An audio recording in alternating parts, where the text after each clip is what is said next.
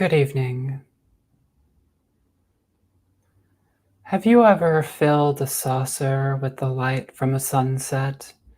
Have you ever vaulted a saucer in the air to shine in the light of the setting sun? They say that when this happens, the saucer transforms into a living creature called a saucer dragon. But who are they who say this? Of course, it's the saucer dragons. And they always seem to make such claims right before sunset. Some brief announcements from Ufos. My apologies for delaying the show. This was due to my own incompetence, abduction.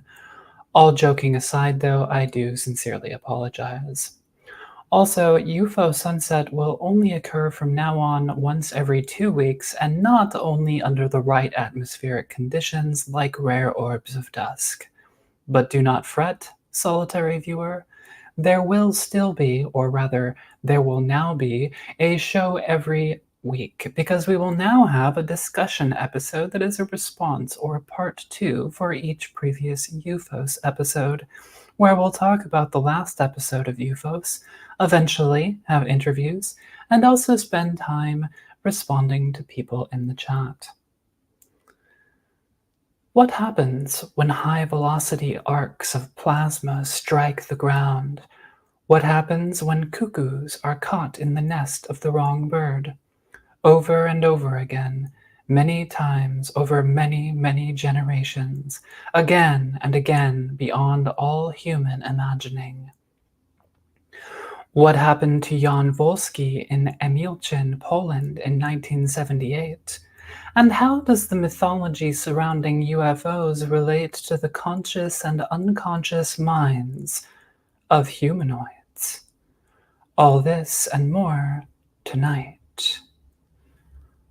I'm Rachel Nelson. I'm Jeff Knox. I'm Luis Cayetano. Welcome to Ufo Sunset.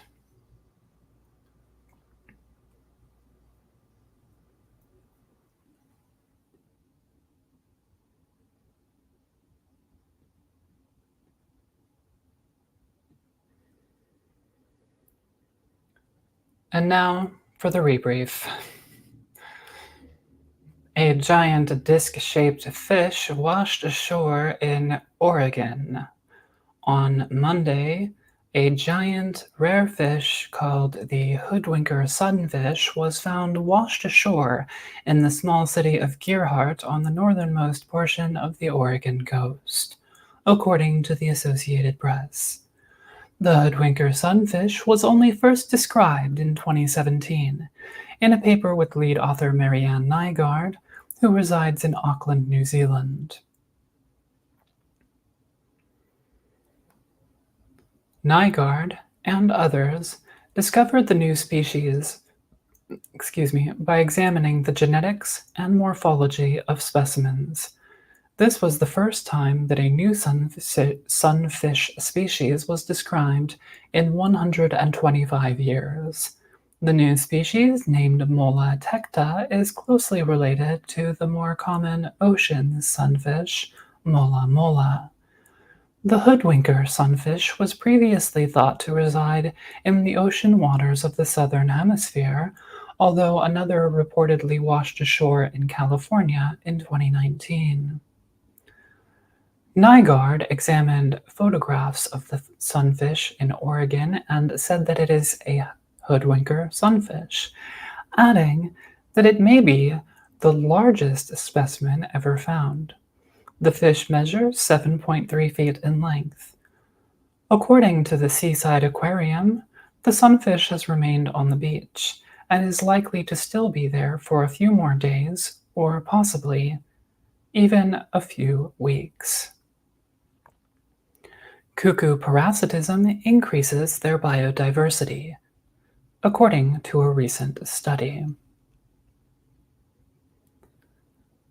Some cuckoos, like the different species of bronze cuckoos in Australia, New Zealand, and in nearby island regions, engage in a behavior called brood parasitism, where they place their eggs in the nests of other birds.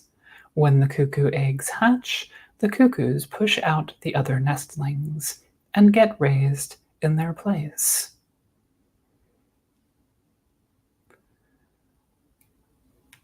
A new study published in Science on Thursday before last found that brood parasitism helps drive the evolution of new cuckoo species. Bronze cuckoo hatchlings will resemble the hatchlings of their host parents due to selective pressures. Meanwhile, the host birds, small songbirds, are selectively pressured to recognize differences between their own hatchlings and those of parasite cuckoos. The new study uses 2 decades of research into cuckoo behavior, as well as genetic data, and finds that brood parasitism drives the generation of more new species. The authors also found that bronze cuckoos tend to evolve into new species at a greater rate than less parasitic and non-parasitic species of cuckoos from the same regions. They also find that hosts recognizing and pushing out parasitic cuckoo hatchlings drives the microevolution and speciation of brood parasitic cuckoos. Study lead Naomi Langmore from the Australian National University said, quote, "Cuckoos are very costly to their hosts, so hosts have evolved the ability to recognize and eject cuckoo chicks from their nests," unquote, according to Cambridge University. Langmore added, quote, "Only the cuckoos that most resemble the host's own chicks have any chance of escaping detection. So, over many generations, the cuckoo chicks have evolved to mimic the host chicks," unquote. The Devil Comet has arrived near Earth. Comet 12P Pons-Brooks made its closest approach to Earth last Sunday, according to CNN. Also called the Devil Comet, it gets its nickname from its pronged horn-like tail, but it is officially named for Jean-Louis Pons and William Robert Brooks, who first documented the comet in 1812 and 1883 respectively. The comet has an orbit of 71 years. It made its closest approach to the Sun on April 21st at about 74 million miles. Though the Devil Comet hasn't been visible in the Northern Hemisphere since early May, it may be seen by skywatchers in the Southern Hemisphere, in the constellation Canis Majoris, using binoculars or a telescope. The comet is currently about 230 million kilometers or 145 million miles from Earth. Live Science reported that on Monday, astrophotographers photographed the Devil Comet from Namibia and were able to capture a rare optical phenomenon called an anti-tail, a tail of reflected light extending in front of the comet's path. And now for Mr. Jeff Knox.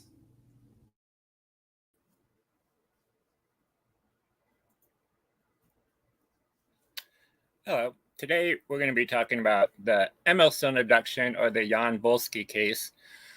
And this is a case that actually involves real little green men. You hear little green men joked about a lot, but this case involves real little green men. And it's perhaps inaccurate to call it an abduction, since he wasn't actually taken. He encountered these beings and entered the craft on his own volition and then left. In this case, it took place in Emerson. Let's see, how do we... Okay, there we go. In Emelcin, Poland. Oh, and I want to apologize in advance. This is a Polish case, and so a lot of the literature is in Polish, and I only had access to the material that I could get in English or that I could translate. And I also don't speak Polish, so I apologize in advance for butchering the names here. It's kind of a difficult language, I think, in my opinion. But Emilcin was basically, it's a small town or a village. It had about 72 farms in Poland. It was in the Opolu-Lubelski commune area of Poland. It was so small, it didn't have, there was no newsstands. There was only one shop in this village. There was no pubs or clubs or like restaurants to eat at. In fact, the whole town apparently only had 2 televisions and a couple of radios. And so that's the kind of the context of that area in Emilcin. This is a kind of a map of the area to keep in mind as I explain the case to you. This guy was basically walking through this meadow here when he ended up encountering these beings. And this meadow is sort of near his house. But let's kind of just get on to the case here. And I want to thank, I took a comic here that was created by a famous Polish artist, Grzegorz Rydzyński, called Prisbiz. And I took all the Polish language and I took it out and I translated it and I tried to fix things as best as I could. But like I said, I don't speak Polish, so I fixed the stuff that Google Translate that was obviously incorrect. I didn't bother to change any like grammar or tense errors or things like that. So I apologize, but the comic is legible and it's in English now. So that's where these illustrations come from, if you're wondering. So it's early May 10th, 1978, and Jan Wolski, who's a 71-year-old farmer, is returning home to the village of Emilcin from Dąbrowa with his horse-drawn cart. He decides to cut through the field on his property in order that he might get back to his cottage sooner. And there's one other thing I want to point out about this case is there's a lot of conflicting information. I mean, an amazing amount of conflicting information on this case. The details I'm sharing with you are generally the right structure that they all share, but when it comes to the specific details, there's a lot of variation in why things happened. A different source reports that the reason that he was cutting through the field was actually because this mare did not have the right type of shoe to travel on the hard road surface, and so that's why he was cutting through this field. And there's a lot of discrepancies like this depending on the sources. In fact, almost every source has completely different information. So keep that in mind. So he's riding through this village, then cutting through this field that's near his property. He was originally on this road, like I said, that was a road from Dąbrowa to Lublin, between Lublin and Opolu-Lubelski. And he turned off this road onto this kind of like narrow kind of dirt path that cut through these trees near his property. And as he's riding along this path with these mares through these trees and brushes, he notices these 2 people walking in front of him. And at first he thinks that there must be hunters from like a nearby camp. And these beings, they were kind of walking, he said, in a way that kind of resembled like supple jumps, like divers, kind of like on an open ocean floor, or perhaps like you might imagine an astronaut's like on the moon. This kind of like fluent, kind of like smooth jumping motion is the way these beings or entities were walking. As he got near them, they each stepped kind of to one side of his cart and then jumped into his cart as he passed, sitting behind him, which apparently is, a fairly common thing to do in the country, to catch a ride on someone's cart. Wolski is not frightened, and so he turns around slightly to face them, and he notices these 2 short, green-faced, black-eyed humanoid entities, about 5 feet tall, are sitting there. At first, he mistakes them for foreigners because of their slanted eyes and prominent cheekbones. In fact, he thought they were sort of like the Chinese.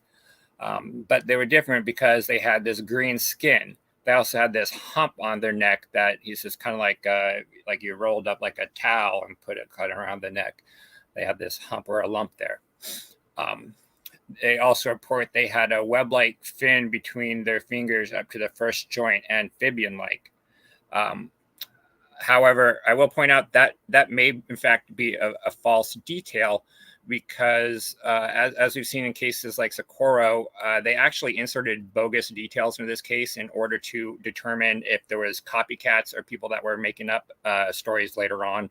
And apparently one of these bogus details was the fin-like structure between the fingers.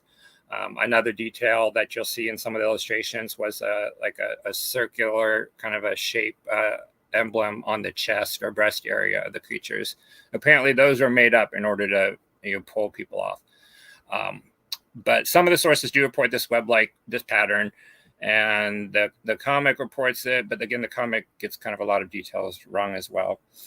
But overall, they were these short, 5 feet tall creatures. They had this green-like skin, and they were wearing this tight-fitting black suit that covered them from the head to the toe. Kind of like a diver suit, but apparently Wolski wasn't really aware of what a diver suit was. Wolski was he was pretty uneducated. He only went to a couple of years of primary school when he was a child. So he didn't go through a whole lot of school. He had almost never left this village.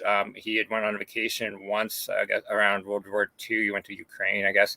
But he was a pretty isolated guy, and he was not a very educated guy.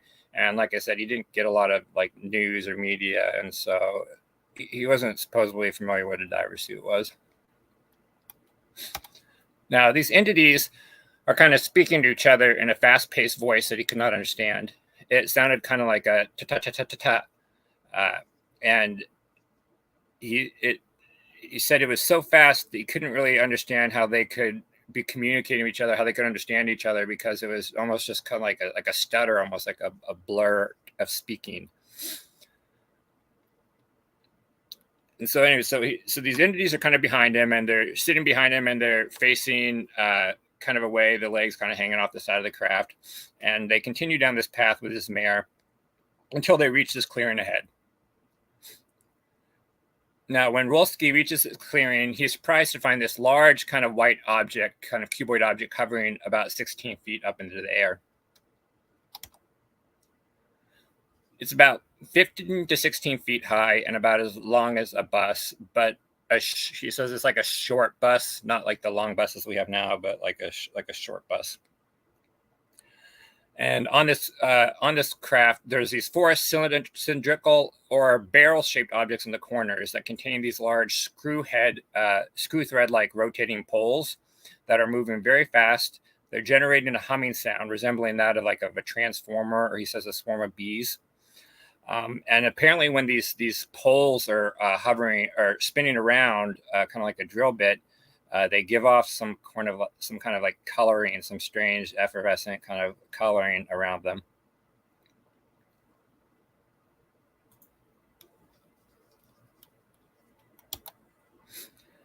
When they're about 20 meters from the object, or about 60 feet of the object, one of the entities indicates for him to stop the cart.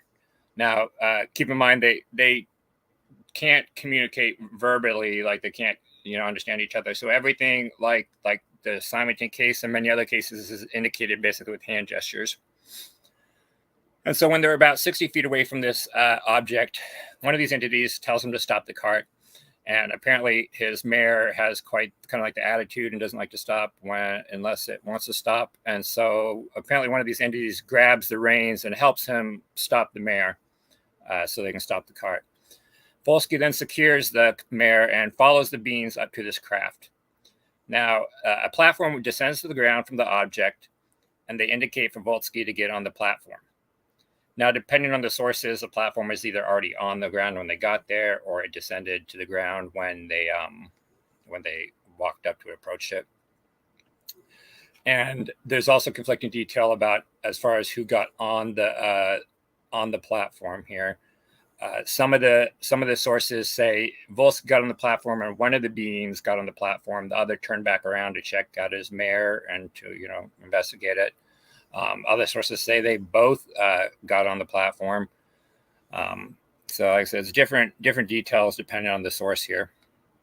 But so he gets on this platform and he's lifted up into the craft in an instant with one of these beings, which is most of the sources agree it was one being that went up on the craft with him on that platform. And this platform is basically, it looks like it's just like a plank that is lifted up on these wires. It's just a simple lift.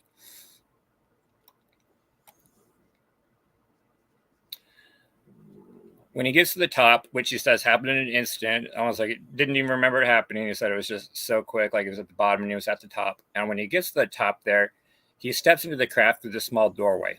He immediately notices there are two more entities inside the craft that look just like the entities he met on the ground, holding these two small bulb-like objects. The room is dark. There are no lights or windows in the craft, only the daylight that comes through the door. The interior wall is black with a grayish tint, similar to that of the creature's outfits, with an almost plastic or bakelite appearance to it.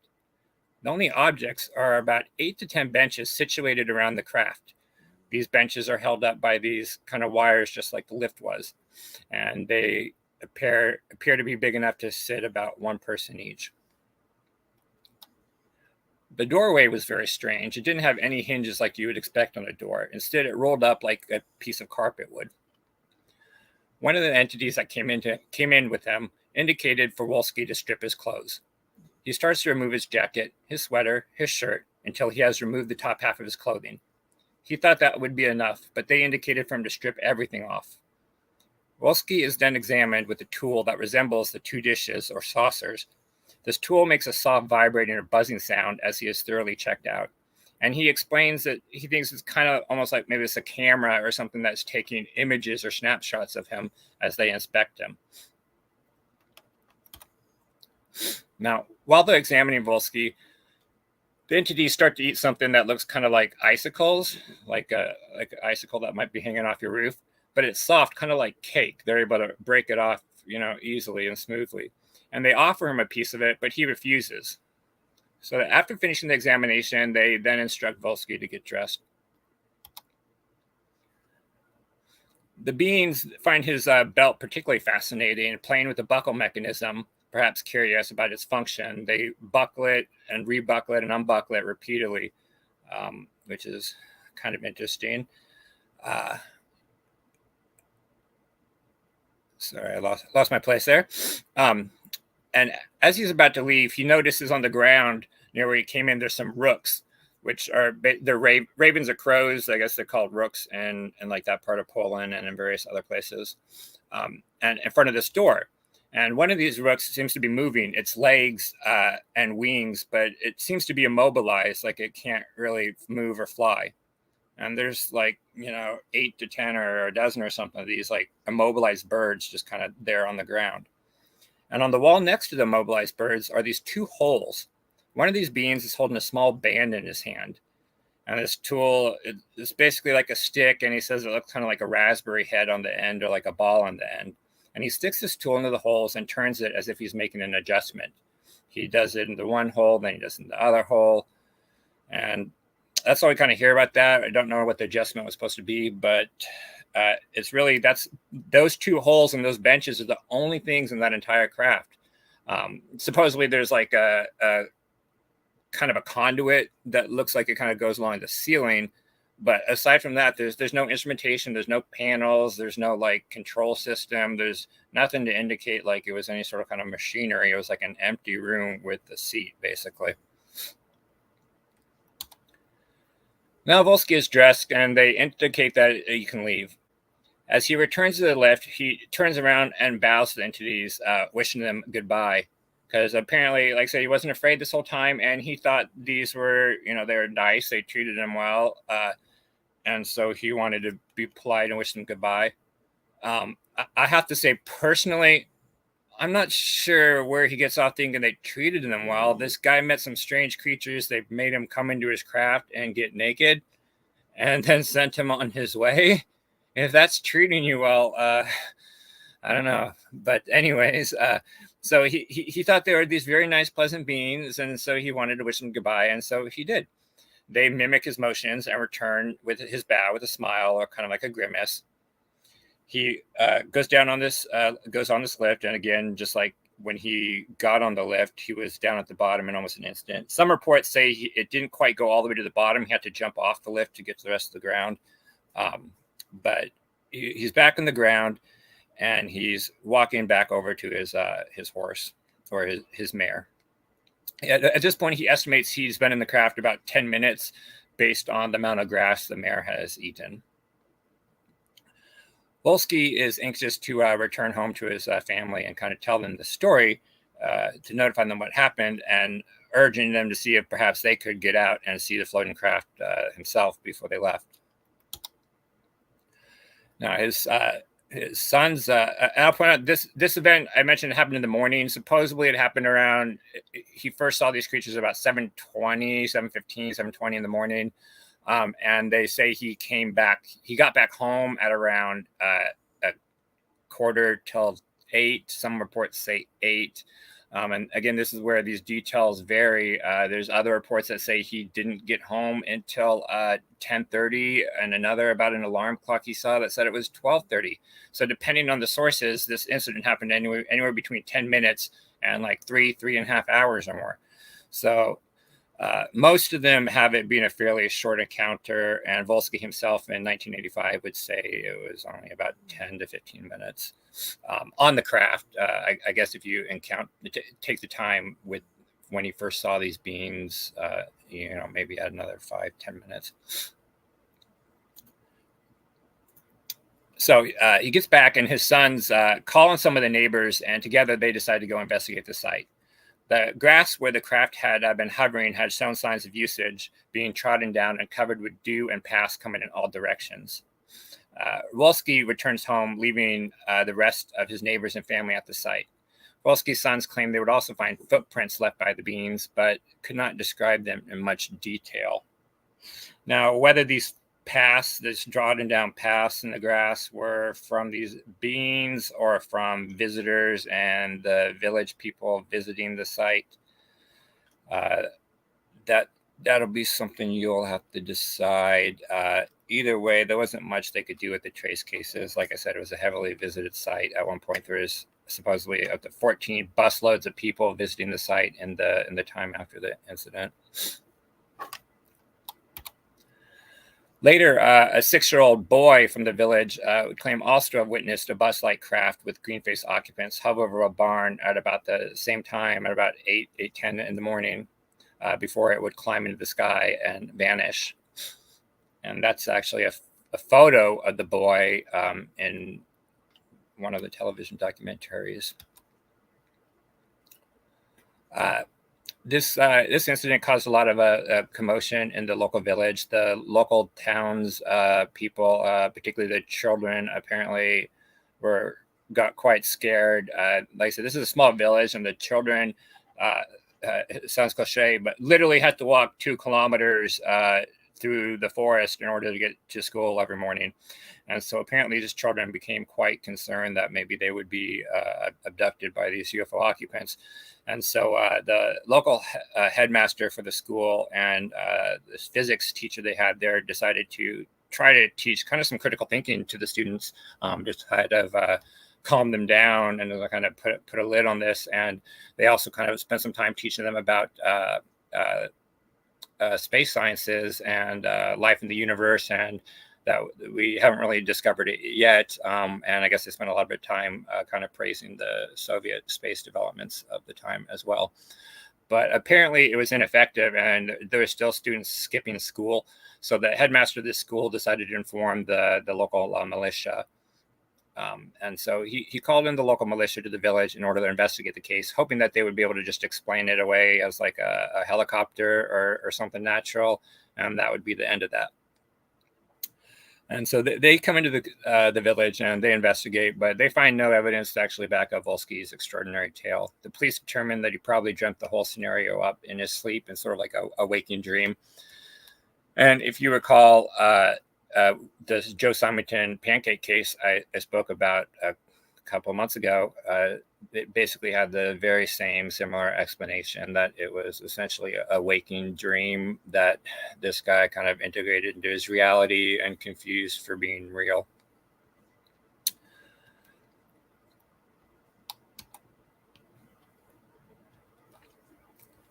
Now, Wolski, of course, would claim that was not possible because he was wide awake at the time. Apparently, he had been escorting somebody who was new and unfamiliar to the village shortly before this incident happened.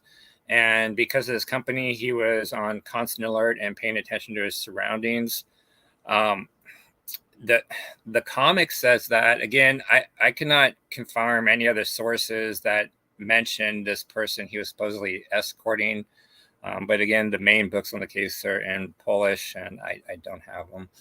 So maybe they discuss it in there. And Wolski, again, they also say he didn't drink alcohol. They say he was a teetotaler. He didn't drink. And that he was a very honest man that would not make up such a story, that he was a God-fearing Catholic, and that made it impossible that he would produce a story like this. Also, the fact that, again, this is a Soviet-controlled Poland at the time, and reporting a fake story or a lie to waste the malicious time may not be a good idea.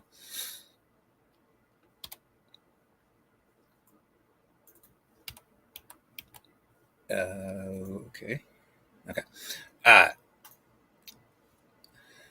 Still, it's hard to determine what the exact nature of Wolski's story is. The main actors in this case have already passed away, and they've been dead for quite a while now. If you recall, Wolski was 71 when this event happened in 1978. He would pass away in 1991.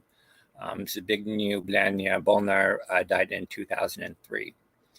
There have been multiple explanations offered for this case. However, one of them, of course, I already mentioned, was perhaps that was a helicopter. The local, police or the Soviets were doing some sort of exercise, the militia was, and he confused the incident for a helicopter. Some say Wolski himself was an avid storyteller and that he enjoyed the attention that came with his UFO story, that he would give people tours around the site where he allegedly encountered these beings and their craft, which is, it's interesting because, again, there's also contradictory information on this, conflicting information that states that it annoyed him having to kind of do this, that his grounds were being trampled by all these visitors, and that he wished he hadn't told this story. But I would have to say, based on his actions, that's just not true. He seemed very interested in telling this story to anyone that wanted to hear it when he was still alive, and he, would speak at UFO conferences, and he did not live the life of a person that felt like he didn't want to tell this story and he wished he hadn't told this story.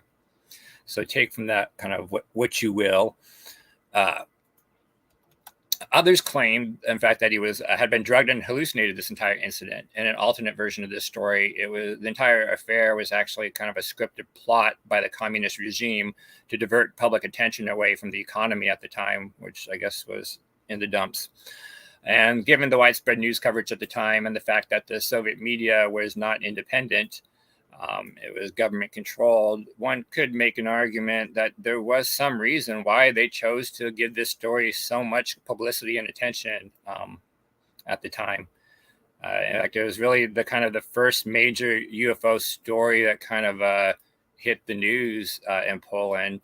And it was a fairly unique situation in the Soviet Union in general, that Poland kind of was allowed to have this kind of open ufological community publishing and talking about this research, where I guess it was more kind of restricted and not talked about in other countries in the Union. And so one of these theories was that the communist regime did it in order to kind of divert people's attention away. And it did become a major story in Poland that everyone was talking about. But again, there's also no proof for any of these hypotheses that it was a scripted plot by the regime, that he was drugged, that it was an hallucination. Another theory is offered by Polish author and researcher Bartosz Ardotowski. For him, the whole Embelchin affair originates as a prank one ufologist tried to pull on another. Ardotowski purchased Zbigniew Blania's archives from the ufologist's sister after he died in 2003. He went through his files in order to see if he could get to the bottom of this case. In 2013, he published a book, Tajne Operacje Pirali UFO, otherwise known as Secret Operations, the Polish People's Republic and UFOs. And in this book, he outlines his prank hypothesis. Now, Zbigniew Bolnar was a Lodz ufologist and sociologist that was with the University of Lodz. And he highly publicized the Emelchin case in Poland. He went to Emelchin not long after the incident took place in order to conduct an investigation that on the surface appeared to be quite professional and thorough and quite scientific.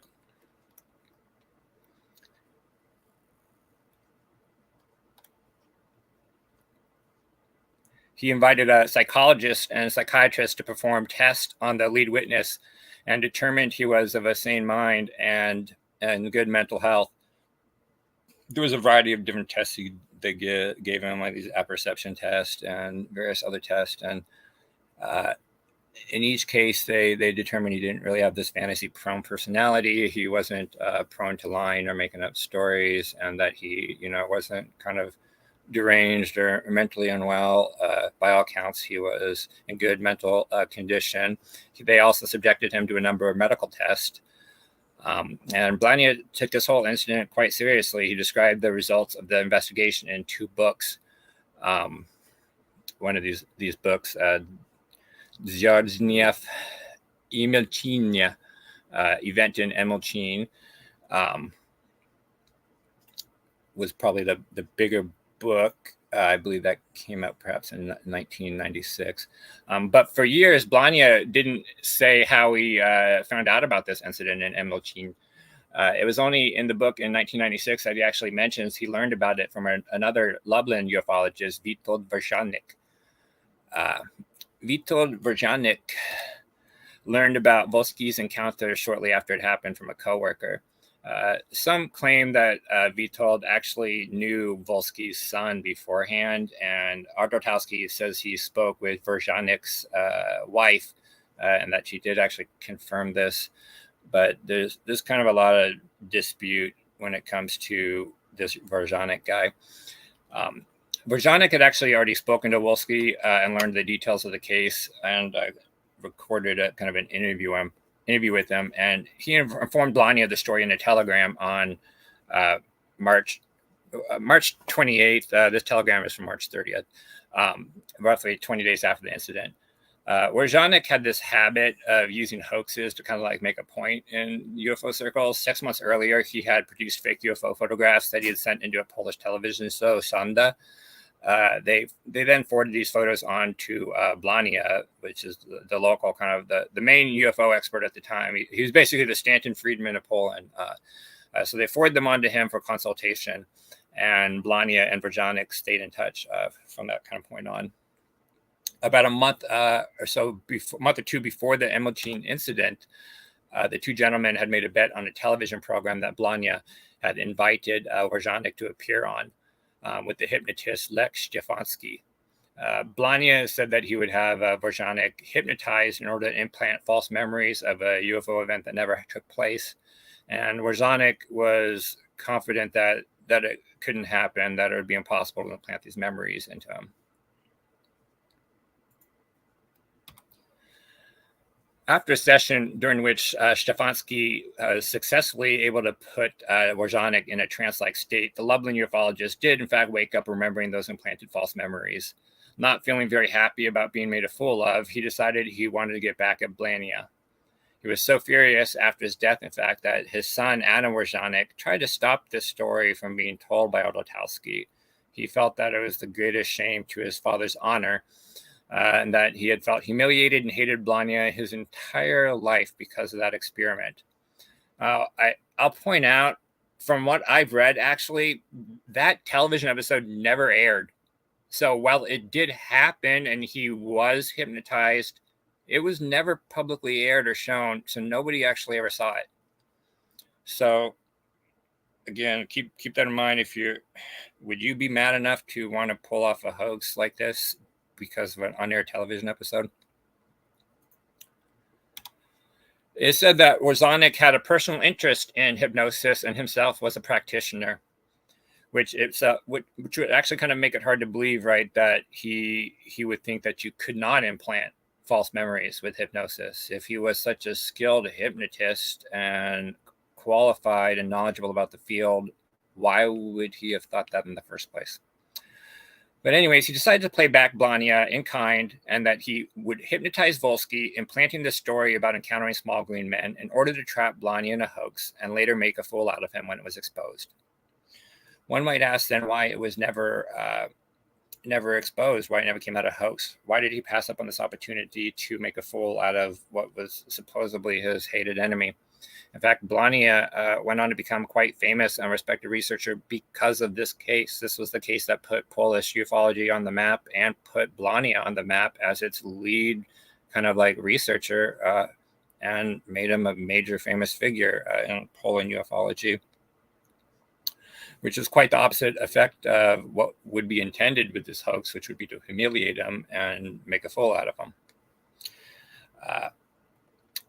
So again, why didn't he expose it? Well, Artotowski suggests that the case simply got away from Warzanek.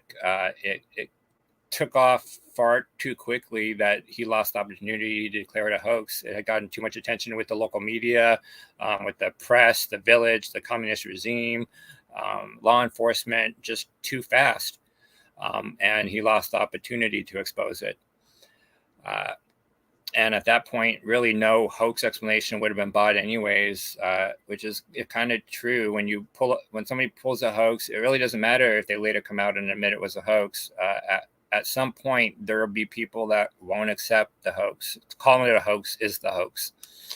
And so he never did come out and explain why it was a hoax. If in fact this happened, again, this is a hypothesis. It may not have happened. And Warzanek sort of kind of fell to the background for many years. He was still around, still doing research. And Blania continued to kind of build this case into Poland's most famous case and famous entry into the UFO record books. But it went largely uninvestigated beyond the narrative pushed by Blania for 35 years. And to be fair, there were other investigators involved with the case. There's a guy, Christoph Drost. There was a variety of other researchers, but for most of the time, it was the same kind of narrative that Blania told from his initial investigation. And it wasn't until 35 years later, when Artotowski obtained and analyzed the primary source material from Blania's investigation, did anyone take a deeper look at the case. Again, there's also no proof for this prank theory. There's no way to prove someone was, hypnotized. And again, all these characters are long dead at this point. While it seems like a logical explanation, I personally do not find it plausible that Warzanek would hold such a grudge over such a simple hypnosis experiment. And like I said, I also doubt that he had the skills to perform this hypnosis if he truly doubted that you could implant false memories. If that was the case, he went from not thinking it could be done to being an expert that pulled it off flawlessly extremely quickly. But the Warzanek family would actually issue a statement adamantly denying this. They stated that Witold had no interest in hypnosis or any ability to hypnotize anyone. They reject Artotowski's theory, calling it nothing but scandalous manipulation. We do know from Artotowski's investigation of Blania's files that the testimony of the local boy, Adam Popowek, is now in doubt. Blania had led the boy's story in a direction that would act as confirmation for Wolski's encounter. The boy's mother had tried to inform Blania the child did not develop his story until after the incident was already the talk of the town. But Blania chose to ignore this fact and continued to investigate the boy, pushing the story in a direction that confirmed Wolski's encounter. He later on would no longer confirm his encounter. As an adult, he wished to escape from this innocent child a lie he told, and no longer wants anything to do with this case and will not speak about it to anyone. For Artotowski, though, listening to Blania's audio recordings of the investigation made it clear he was not performing an investigation at all. He was pushing the story in a direction he had decided in advance. The entire professional and credible appearing investigation was nothing but a farce. For years, this case was considered highly credible because of the two independent witnesses, which we now know do not confirm each other's story. It was also investigated in a seemingly above-board manner by qualified individuals like psychologists, psychiatrists, university professors, with various psychological tests and other aspects that would seem to give the case an element of scientific credibility. Although Dusky concludes that Blania, however, did not conduct a thorough investigation and that the credibility of this case in his mind has been completely destroyed. Whatever really happened to Jan Wolski, it appears he truly believed his experience was real. He would, however, say, like some of the other cases I've covered recently, that he didn't think they were actually aliens. He thought they were foreigners. In fact, he thought the green skin may have been painted on or was a costume of some kind. And again, getting back to how this conflict information on this case, depending on what you read, some people will say that he was convinced the rest of his life that he had this extraterrestrial encounter. But other sources will say he never thought it was extraterrestrial, like ever. He always thought they were just foreigners, perhaps wearing they painted their skin, or they're wearing some sort of costume of some kind. But he believed his encounter was real, and he wasn't lying. But his encounter was not entirely, original. In fact, his encounter, his story was so common to kind of the UFO literature at the time. Researchers wondered how he could recite such a story in a town that only had 2 televisions. He did not have a television. He supposedly was completely unaware of flying saucers. He allegedly didn't even know what an extraterrestrial was or what the word meant. The only time he even saw a newspaper was when one of his sons bring one home and left it around. So he's telling a story that fit quite well with the UFO literature, which in many cases, that might be a sign that somebody's copying. However, in this case, because of the isolated nature of Wolski, that was just more confirmation that he was telling the truth, that he was able to tell a story so in line with the literature kind of at the time.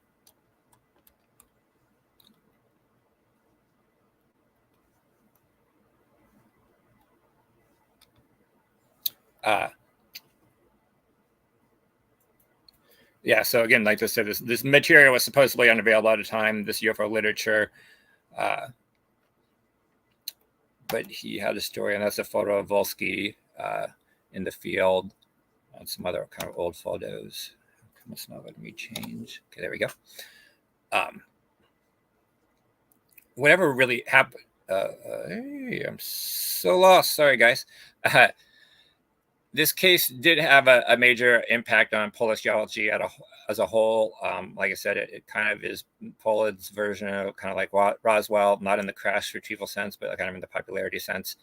And it had an impact on its wider culture. A short comic book that was the comic I featured in this presentation, titled Prisbiz, which I guess means the visitors, was drawn by a famed Polish illustrator, Grzegorz Rosinski, who created a very famous, was an illustrator and character creator of Thorgal. If you read graphic novels or European comics, Thorgal is a pretty famous comic, and he was the guy behind that. And that comic was written by Henryk Kurta, and it was published in 1978 in Relax magazine, number 27. A documentary of this was also filmed and aired shortly after the event on September 23rd. I'm not even going to try and pronounce that Polish name, but essentially it means visitors or at the threshold of mystery. And I recommend you watch this. Eyes on Cinema has a kind of poorly AI dubbed translation version of it, but you kind of get the point, and you can watch Wolski and the little boy and his wife and everybody actually talk about it at the time, which is always interesting.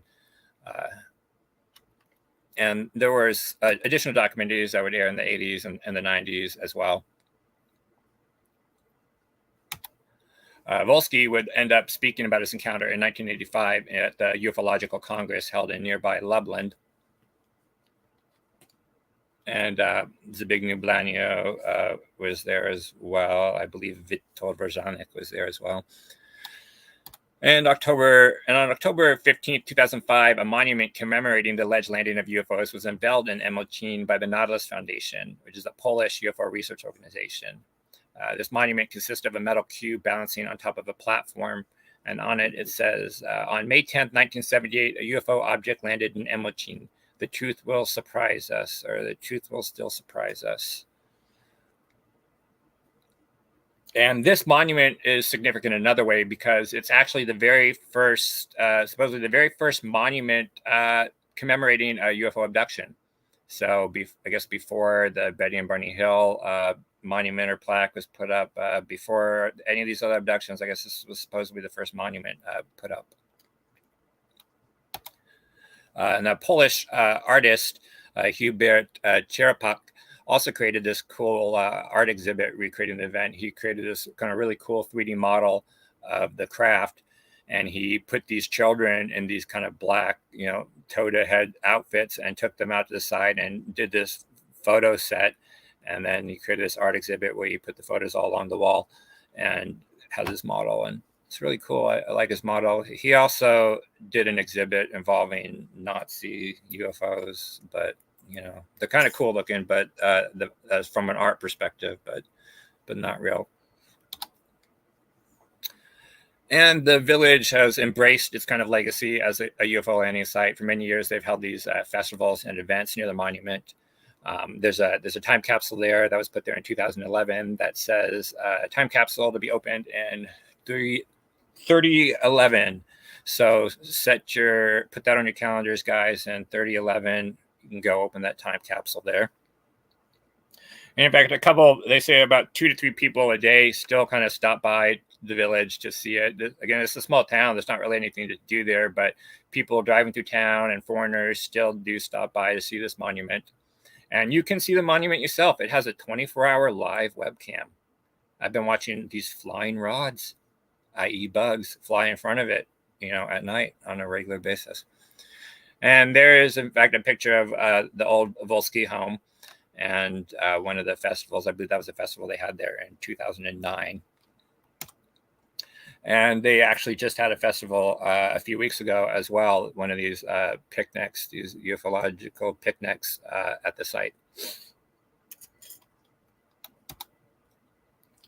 Now, like I mentioned, this case was very similar to other cases in the UFO literature. And in fact, there was another case that happened in Poland just several months later, in Golina and Przyzniak or something like that. Now, this case happened on September 27th. The Przyzniak one happened the day before on the 26th.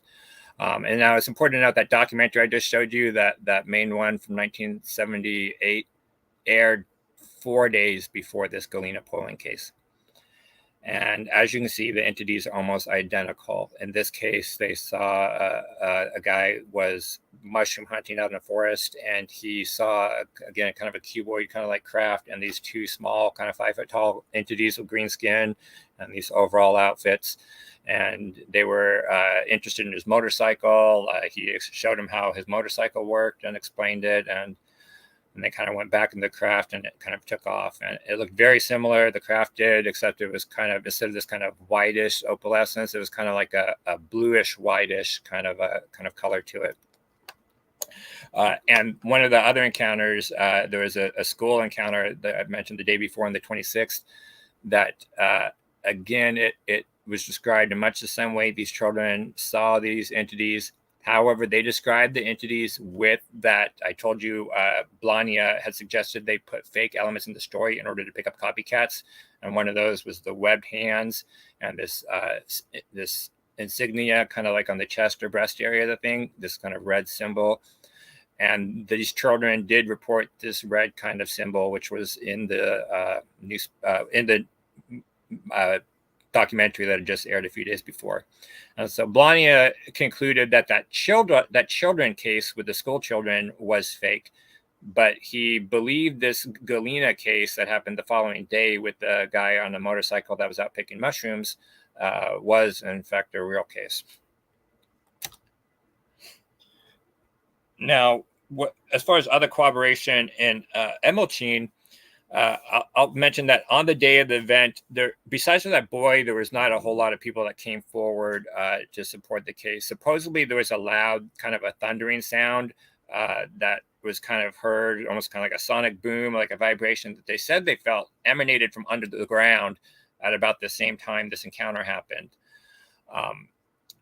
And many of those stories actually wouldn't even end up coming out until 30, 40 years later when people went and reinvestigated people. Apparently, they had told the television news crews and reporters at the time, but they did not apparently want to go on camera or their story to be told publicly. And in 2017, in fact, starting actually around in 2005, people also reported hearing a kind of a buzzing or humming or transformer sound kind of in the area. And in 2017, on November 5th, witnesses were driving down the road in the area and saw this kind of cloudy, misty-like object that has a sort of similar shape to the object that Wolski encountered. And they reported hearing a kind of a buzzing, a kind of a transformer-like sound kind of as well. Another kind of amphibian kind of frogman kind of case is this Loveland frogman case that happened on May 25th, where this guy, Robert Honeycutt, is driving in Loveland, Ohio, and he encounters these entities that, while they're not exactly like the emerald chain entities, they are described as amphibian-like, and they have that hump or lump kind of like around the neck. That hump or lump was also reported in those September encounters in Poland and in a few other encounters that I've run across. In fact, there's another famous case also in September 1978, the Udine, Italy case, also known as the Little Oriental Airman case. That again is a small creature in a form-fitting toe-to-head kind of outfit that had these oriental features. That the skin was not, it wasn't a green entity like these Polish cases were, but the description of the beings shared a lot of kind of familiar similarities.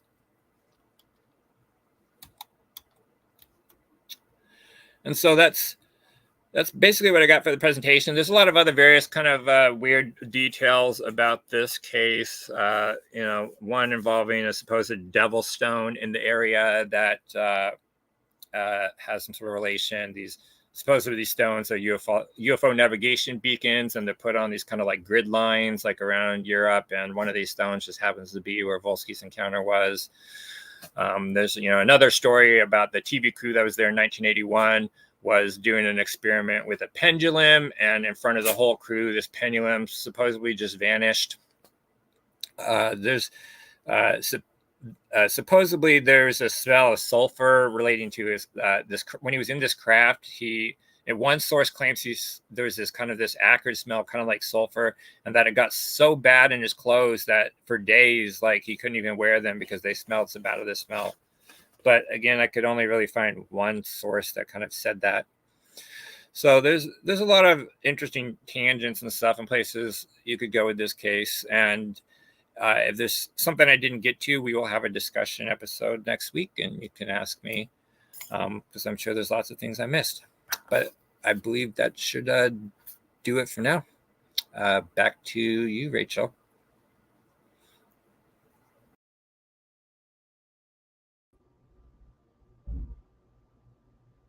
Am I on? Okay. So I'm going to talk about, can we make the picture bigger, please, Rachel? Thanks. I'm going to talk about the connection, the connection between, excuse me, between consciousness and UFOs. So this is actually based on a article I wrote for my blog, ufologiescorrupt.com. And the article itself is called The Role of Consciousness in the UFO Mythos, and it sort of goes into many of the connections. Now, what is consciousness? Probably no one knows quite yet what it is, and it's been obviously a philosophical point of contention for millennia. But it seems to have quite a lot to do with UFOs, and people might not at first assume that, but it actually does.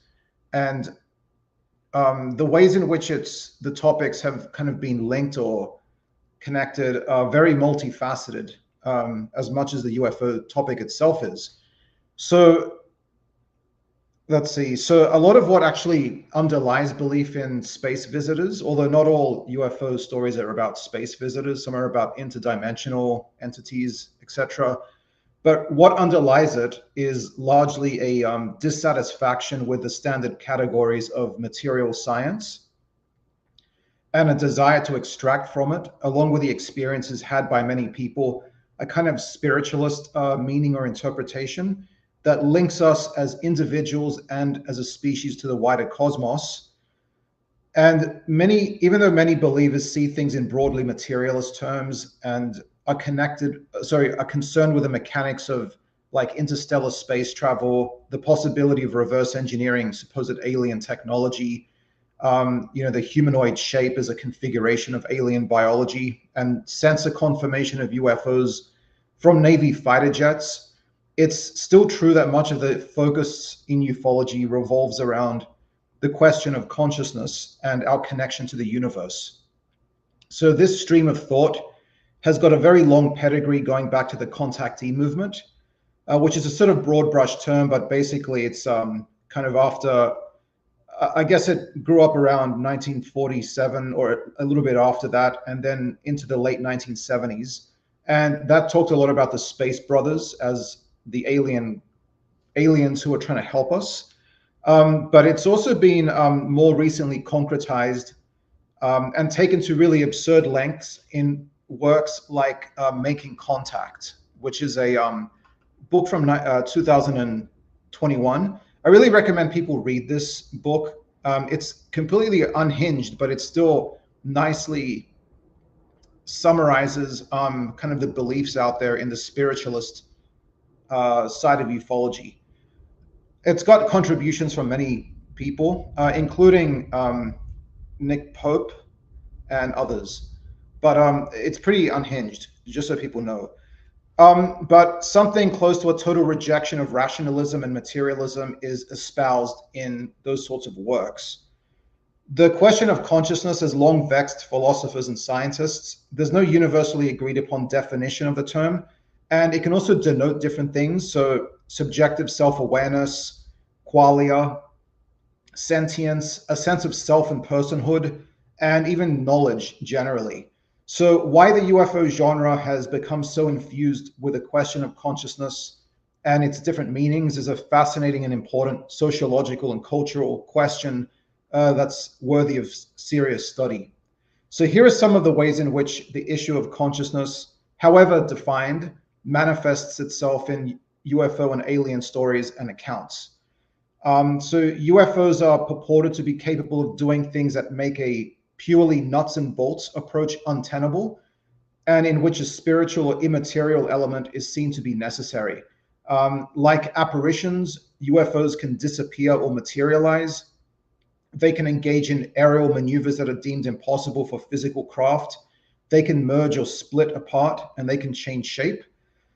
While some interpretations see these aspects as support for the interdimensional hypothesis and the related control system hypothesis, which I'll talk about later, in relation to Jacques Vallée, some think that the craft is spiritual or immaterial capsules or manifestations, or themselves as spiritual conscious beings. For example, fallen angels regularly make the rounds in YouTube comment sections about UFOs, and it's sometimes difficult to clearly delineate what believers think counts as immaterial and spiritual or interdimensional, but sometimes these concepts are even fused together. Consciousness is imagined as a field permeating the universe. Such musings date at least as far back as Helena Blavatsky's writings, such as this offering from The Secret Doctrine. There's Blavatsky, who was the co-founder of Theosophy. So in her book, The Secret Doctrine from 1888, she said, Parabrahm, the one reality, the absolute, is the field of absolute consciousness, i.e., that essence which is out of all relation to conditioned existence. Once we pass in thought from this to us absolute negation, duality supervenes in the contrast of spirit or consciousness and matter, subject and object. And those sorts of sentiments or ideas have really carried over into New Age thinking and sometimes into ufology. The UFOs often mimic the behavior or instructions of the observers or even anticipate them. Famous example of that involves Father William Booth Gill and his mission in Papua New Guinea in 1959. This is a fairly famous case in ufology. And in that case, him and his members of his mission reported seeing some sort of craft with, I think, 4 beings on it who were waving back to them as they did to the craft. And that's a pretty common thing, that the UFO or its occupants are sort of mimicking the behavior or anticipating the thoughts of the witnesses. This case is hauntingly conveyed by religion scholar David J. Halperin in his excellent book, Intimate Alien, The Hidden Story of the UFO, which I really recommend that everyone read. That provides a sort of Jungian interpretation of many cases, including the William Booth Gill case. David Fravor, a former fighter pilot and the most well-known personality involved in the US Navy Nimitz encounters, also relates how the Tic Tac seemed to anticipate his moves. Longtime ufologist Jacques Vallée posits that UFOs present us with symbols that rearrange our conceptual categories of the world and allow us to transcend those categories, which are tied to logical and rational, and in his view, constricting systems of thought in order to get to a higher truth or logic, a meta logic, which he uses in the sense of a meta language. By linking up with the meta logic and latent meaning of the UFO, we are better able to appreciate our place in the cosmos. Vallée also suggests that this meta logic operates as part of a control system in which interdimensional intelligences spur the progress of human consciousness and social evolution by presenting it with images and motifs that resonate with the concerns of the age. For example, space aliens in the current age of space travel, and perhaps compel us to engage in socially transformative action. This idea is expressed in the idea of the wow aspect of UFOs, which sort of is made to prompt us into doing something good in the world and to engage in social change.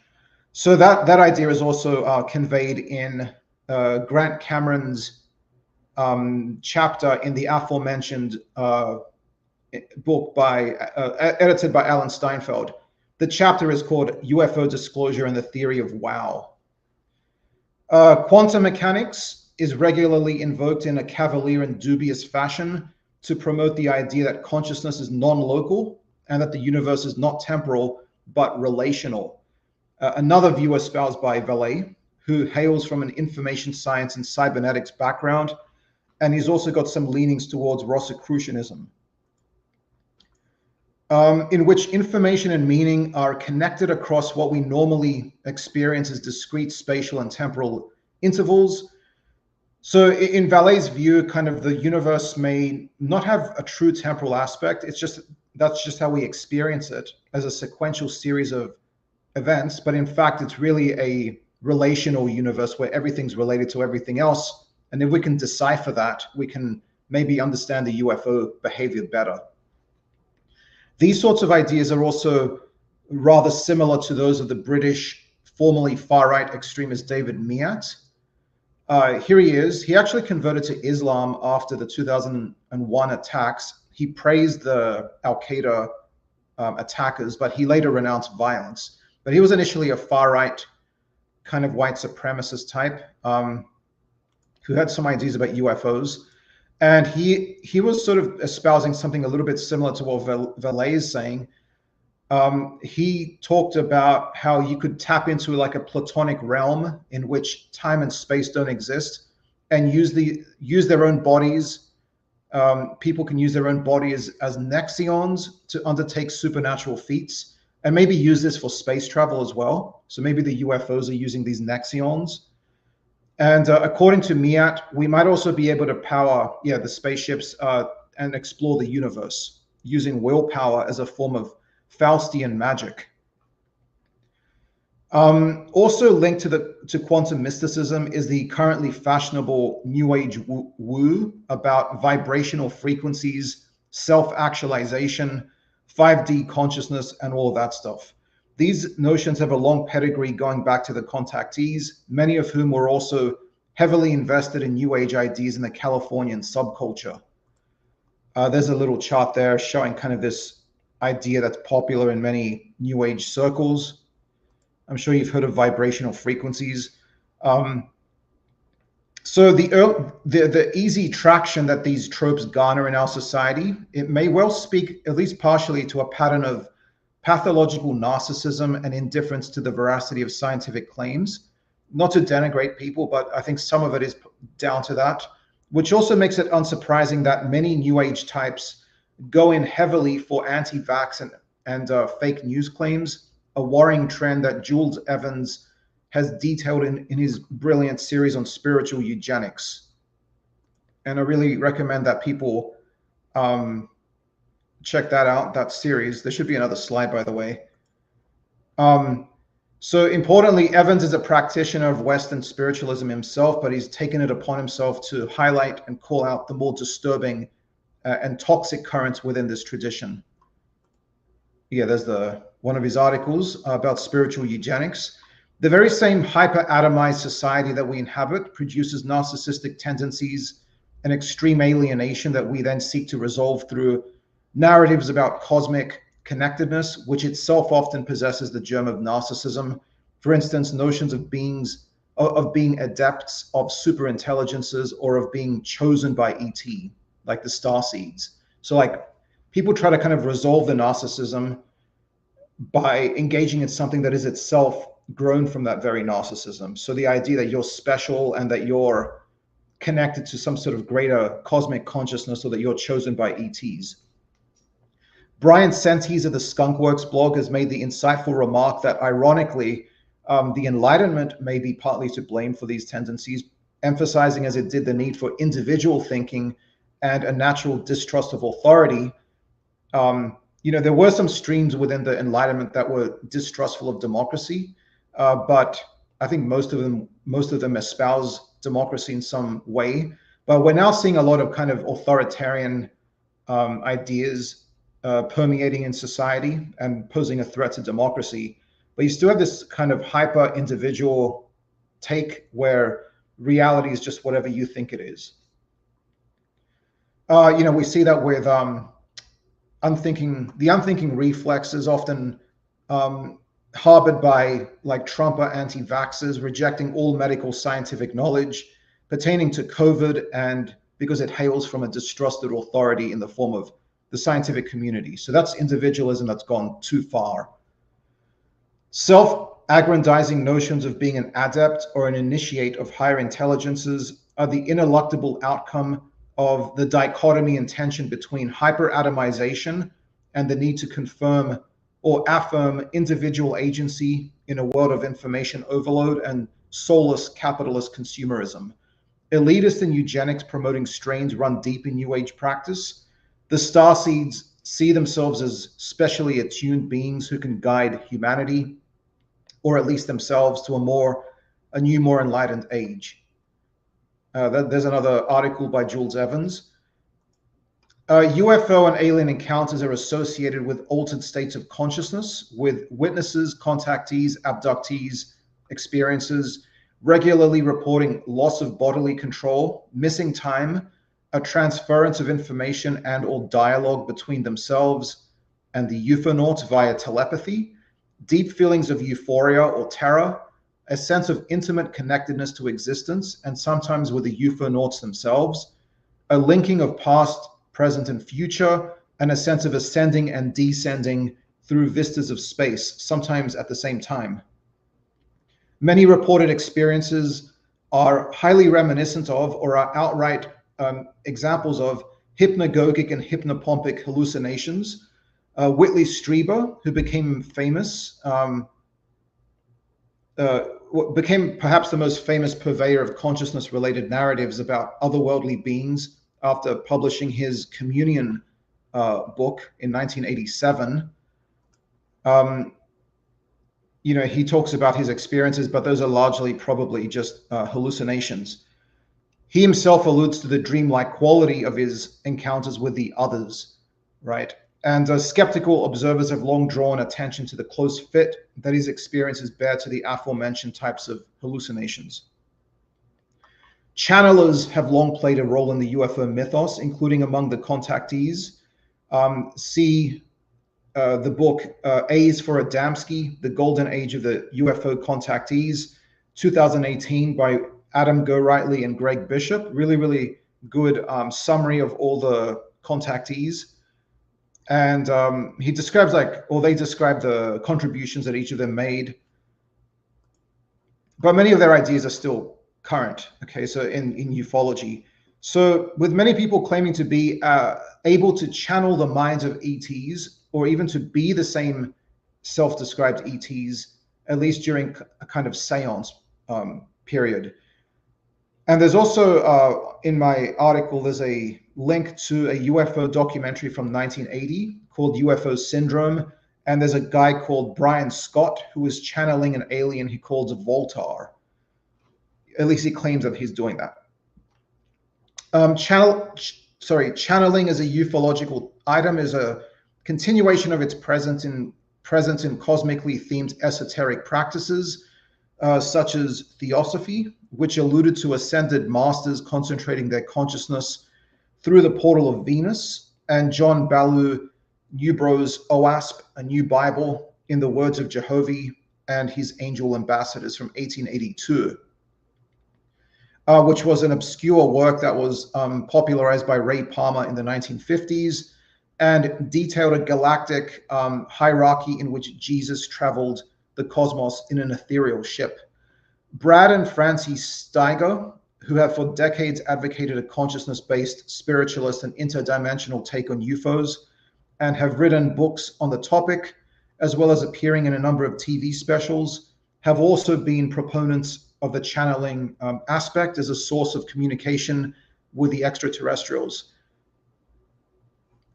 Similarly, the CE5 narrative pushed by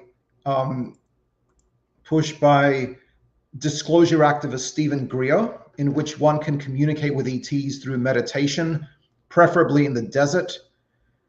The type of information one can glean from the ETs does not seem to be of an eminently scientifically verifiable sort.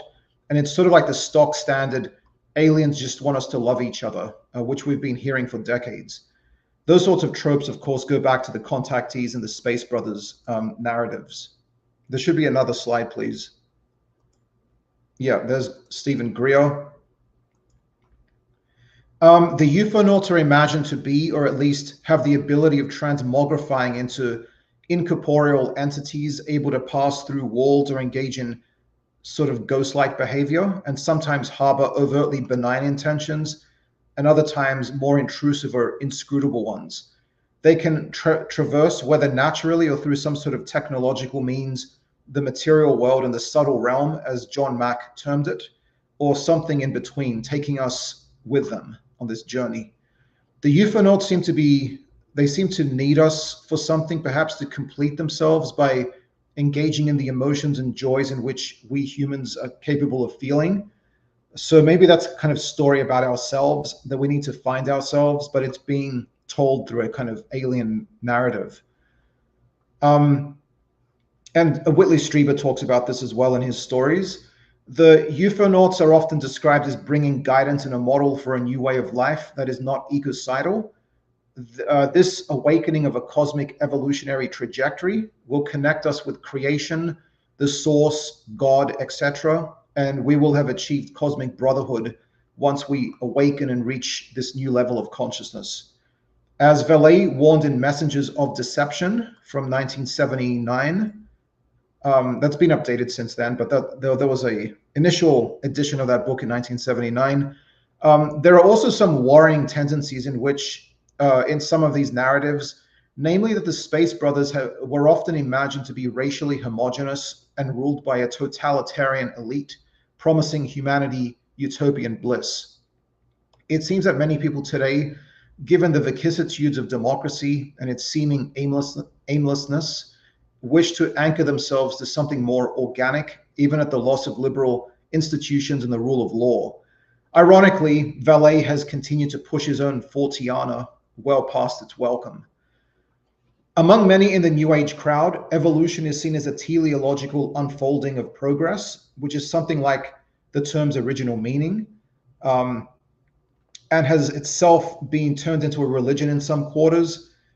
Right after Darwin's revolutionary insights. Some saw and some continue to see evolution as an opportunity for humanity to consciously imprint itself into the cosmic story and to achieve greatness out there in the cosmos, elevating its own intellectual and spiritual quality in this great forging process.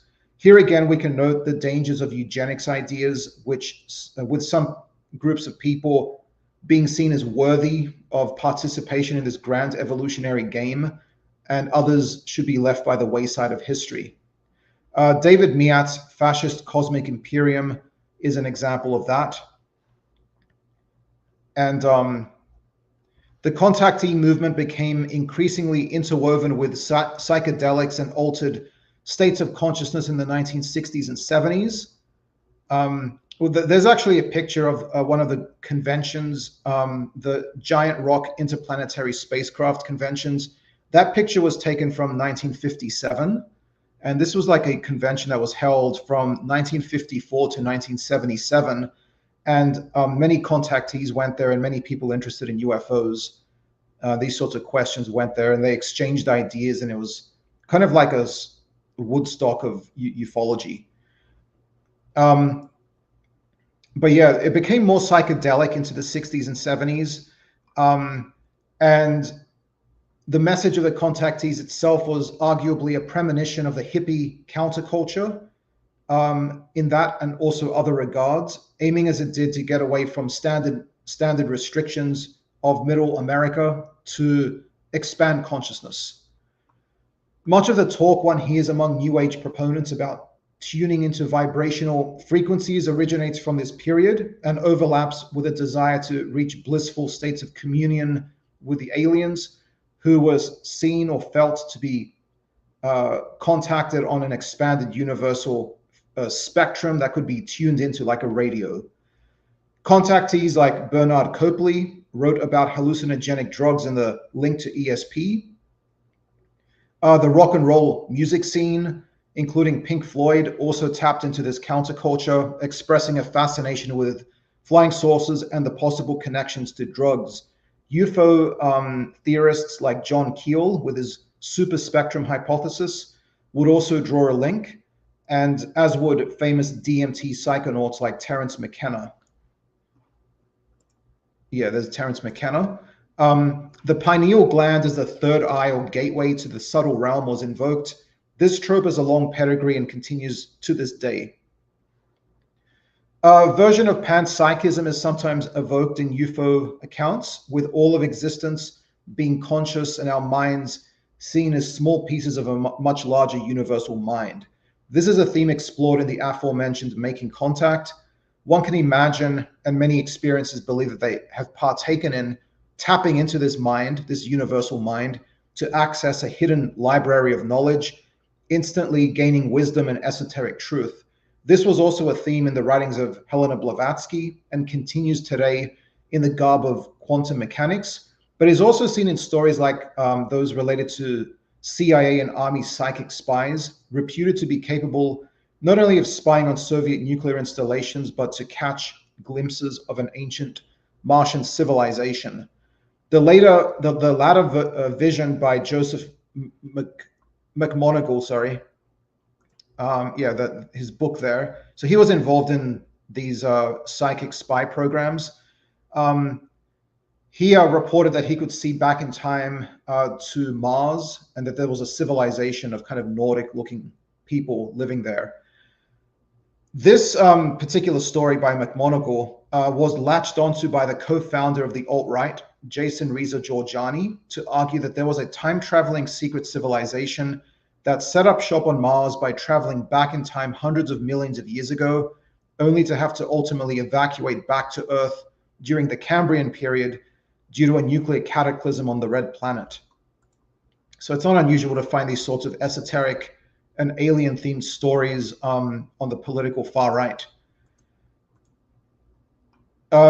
So these beings, according to Georgiani, later acted as overlords to various terrestrial civilizations such as the Inca. While invoking the Nordic blonde trope, as McMoneagle did as well, and while his musings do carry a flavor of 1990s neo-Nazi yarns about defeated Third Reich. I'm talking here about Reza Georgiani again, that his musings carry a flavor of those 1990s neo-Nazi stories about defeated Third Reich officers traveling back in time after World War II to found the ancient civilization of Sumer, and therefore gifting humanity with its first civilization. To Georgiani's credit, he does at least describe the Nordic overlords as tyrannical and an impediment to human progress. And he thinks that they're still ruling over us.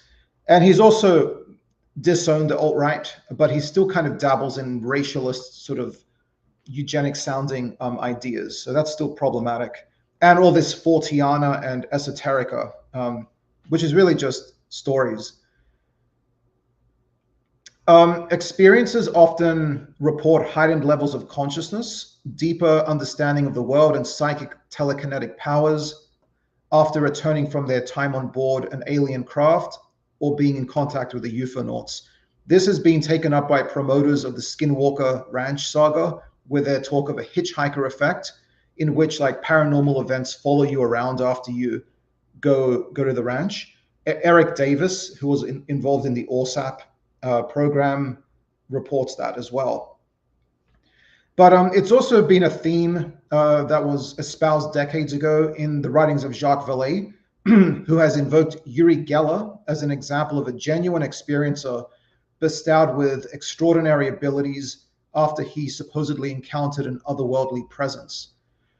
Now, Carl Jung, who was a famous Swiss psychoanalyst, he's often evoked in ufological discussions, not least because he himself wrote an important tract on flying saucers in 1959, titled Flying Saucers, A Modern Myth of Things Seen in the Sky. So he espoused the view that flying saucers evoke the archetype of the mandala, symbolizing in its circular form the need and yearning for unity during the Cold War context, where the two superpowers were risking nuclear obliteration. Alien visitation-themed films from the period in which he wrote also invoked the dangers of nuclear warfare. One can also apply, though how empirically profitable this is to do remains an open question, a Jungian analysis, as David Halpern, the aforementioned author of Intimate Alien, does with various UFO cases like the Belgian Wave, Strieber's Pantheon of Creatures, including the Greys, stories of Lemuria and the Hollow Earth, the John Lennon and May Pang UFO encounters, and the Betty and Barney Hill case, among others. So he's got a lot of examples in his book where he applies that Jungian interpretation. Esoteric fascist currents often invoke the black sun. There's going to be a slide there showing, that's just an eclipse, but that sort of paints the picture for the black sun, which is imagined to be this sort of mystical object calling out to the Aryan race. And it's sort of hidden by the real sun, or it's opposed to it. And there's different variations on this, but it's a kind of a cosmic icon for many fascists. Yeah, so, sorry, cosmic, it's sort of giving off a cosmic energetic emanation. And the subjugation or destruction of all other races in a race war is often linked to this black sun, and an end to what they see as the current Jewish-dominated Kali Yuga by replacing it with an alchemical clique, the next turn on the cosmic cycle with the Satya Yuga or Golden Age. Miguel Serrano, the Chilean esoteric Hitlerist and practitioner of Kundalini Yoga, was an adherent of UFOs, which he saw as being powered by a metaphysical energy source.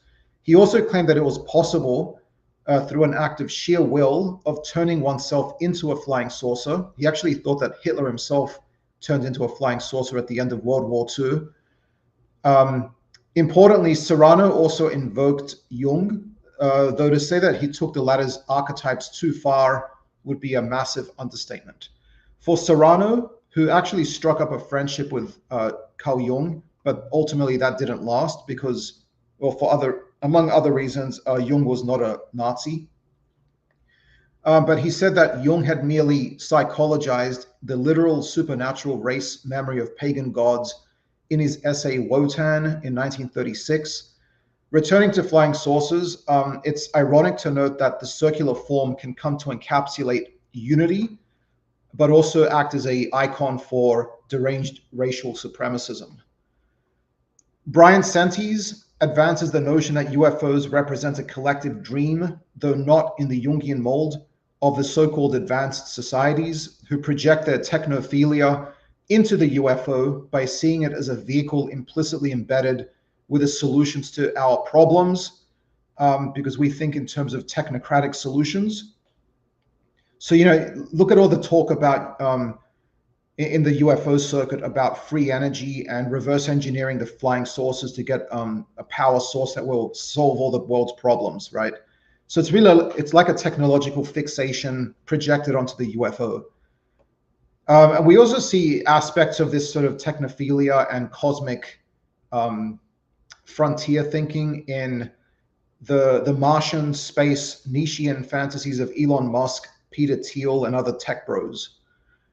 In her book, American Cosmic from 2019, Professor of Religious Studies Diana Pasulka discusses, although she doesn't outright endorse, the idea that certain highly innovative people throughout history, including important people in the American and Soviet space programs, have been in communication with otherworldly presences, and that they're sort of downloading information into their minds.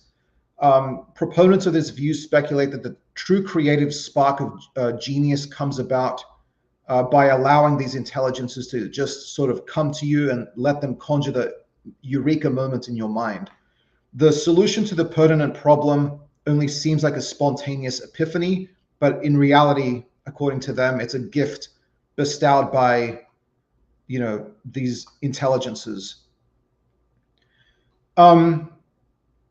Notably, notions of being attuned are sometimes linked to genetic predisposition, a theme alluded to by Gary Nolan and John Ramirez, these guys here. And Gary Nolan's a scientist, and Ramirez, I don't know, is he a scientist? He was in the CIA, but he's really big now on the UFO circuit. But he's also invoked this idea of being attuned or genetically predisposed to getting messages from the other, super intelligent beings. This is arguably kind of a subsumed version of biblical angel-human mating fables or epiphanies from God. The aforementioned starseeds are another variant of these tropes, though by most accounts, these people do not seem to be that much of a cut above the rest of humanity. The utilization of hypnotic regression by UFO and alien abduction researchers. And there's going to be a picture of, I think there's going to be a photo of Bud Hopkins. Maybe I didn't add that. But he was really big into using hypnotic regression to sort of bring up memories, suppress memories about UFO or alien abductions. It's, of course, a methodology that's replete with many problems, and it's been severely criticized by skeptics and mental health professionals. But some UFO people continue to use it. And it's obviously a severe ethical breach because you're telling people who need help that they're being abducted and abused by ETs. UFOs are indeed centrally about consciousness, I think, but not for the same reasons that the literalists, as we'll call them, would make it. So they believe that there is some cosmic connection with aliens or interdimensional beings that are connecting with us through consciousness, but I think it's just that the question of consciousness is where these stories are coming from. So maybe in something like a Jungian style or other subconscious dynamic involved in many cases, in which the UFO encapsulates various meanings that erupt from the subconscious and find articulation in the visual and other modalities of alien spacecraft and contactee or abduction experiences. The symbols and themes therein relate to issues ranging from death, ecocide and planetary extinction, the bioinformatics and computer revolutions, nuclear war, personal and social alienation, emotional trauma, sexuality, and indeed the very nature of consciousness and the subconscious. The more exotic candidate explanations invoking ETs and interdimensional psychic fellow travelers are themselves worthy items for further exploration, within a psychosocial paradigm and should not be dismissed as mere items of silliness, but they should be seriously studied for what they tell us about ourselves as conscious, intelligent beings. The role of fiction also deserves a mention.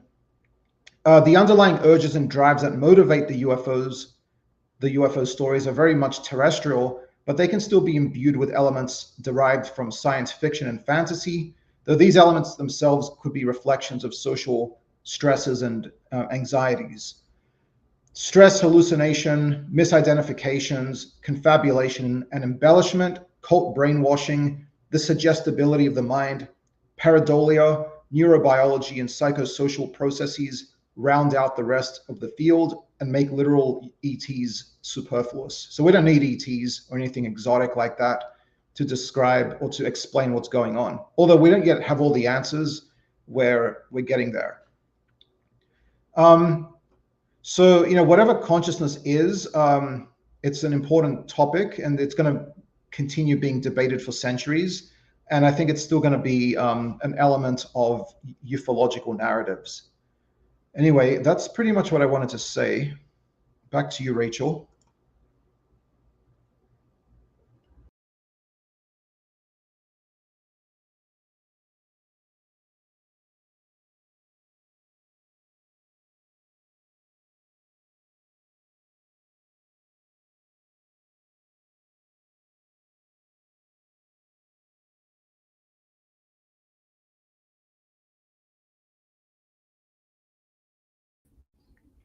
Sorry about that. Any bird can be seen as a UFO, but whether UFO or not, that bird is still a bird. I am Rachel Nelson, or I guess what I mean is that I was Rachel Nelson, but now I am a digital representation of Rachel Nelson. The me that spoke these words is not the me that you hear speaking these words. Between the vast distances of space and perhaps even time that I am consciously speaking and you are consciously listening to me, much has happened. Many representations were made, and I eventually turned into a flying saucer. The John F. Kennedy Space Center lies on Merritt Island in Brevard County on the eastern coast of Florida, just south of the town of Merritt Island. But just as the town of Merritt Island is not itself Merritt Island is not in fact an island at all. It's not even the words Merritt Island, which are used as a name for this place, just as all of the words I am saying right now are used to represent things that the words themselves are not. But more fundamentally, Merritt Island is a peninsula and not an island, and it's a place long predating and therefore existing without any external dependence on the name Merritt Island. It's just that that's what people call it. And really, the Kennedy Space Center used to simply not be there. Not that long ago. Just a few generations ago, it didn't exist at all. The Kennedy Space Center also sits just across the Banana River from Cape Canaveral, where Space Force Base is located, formerly an Air Force base, and the site of Air Force rocket launches already throughout the 1950s. It was from Cape Canaveral that the first U.S. satellite, Explorer 1, was launched in 1958. These two locations are best known for their many space launches since this time, and the role that they played, for example, in the Apollo moon landing missions. Apollo 11, the most well-known space mission in history, was launched from the Kennedy Space Center on Merritt Island, and SpaceX launched their first Starlink satellites from Cape Canaveral in 2019. In 1962, NASA acquired the lands where the center would be built. At this time, much of this land was occupied by wild salt marshes to the north, periodically flooded by the Banana and Indian rivers, and modern citrus farms to the south. And before the late 1940s, Cape Canaveral would have been dominated by sand dunes. Because of the mosquitoes that once swarmed Merritt Island, people mostly avoided living there, specifically North Merritt Island. This area still contained wild salt marshes into the middle of the 20th century. The brackish marshlands were home to broom grasses. The local dusky seaside sparrows used them for shelter and building nests. The duskies were the most distinctive of the 8 subspecies of the seaside sparrow, a small bird that lives in salt marshes along the eastern coast of North America. The duskies' distinctiveness came from their black and dark brown feathers, making them much darker in color than other seaside sparrows, not to mention their unique call, which I will play for you now.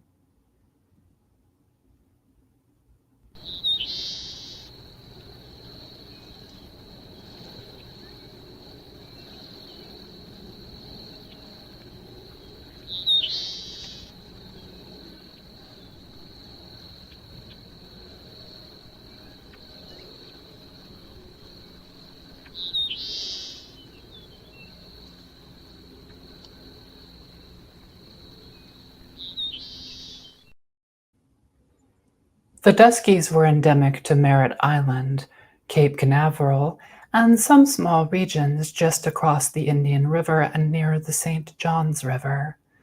And in their heyday, they likely numbered in the thousands.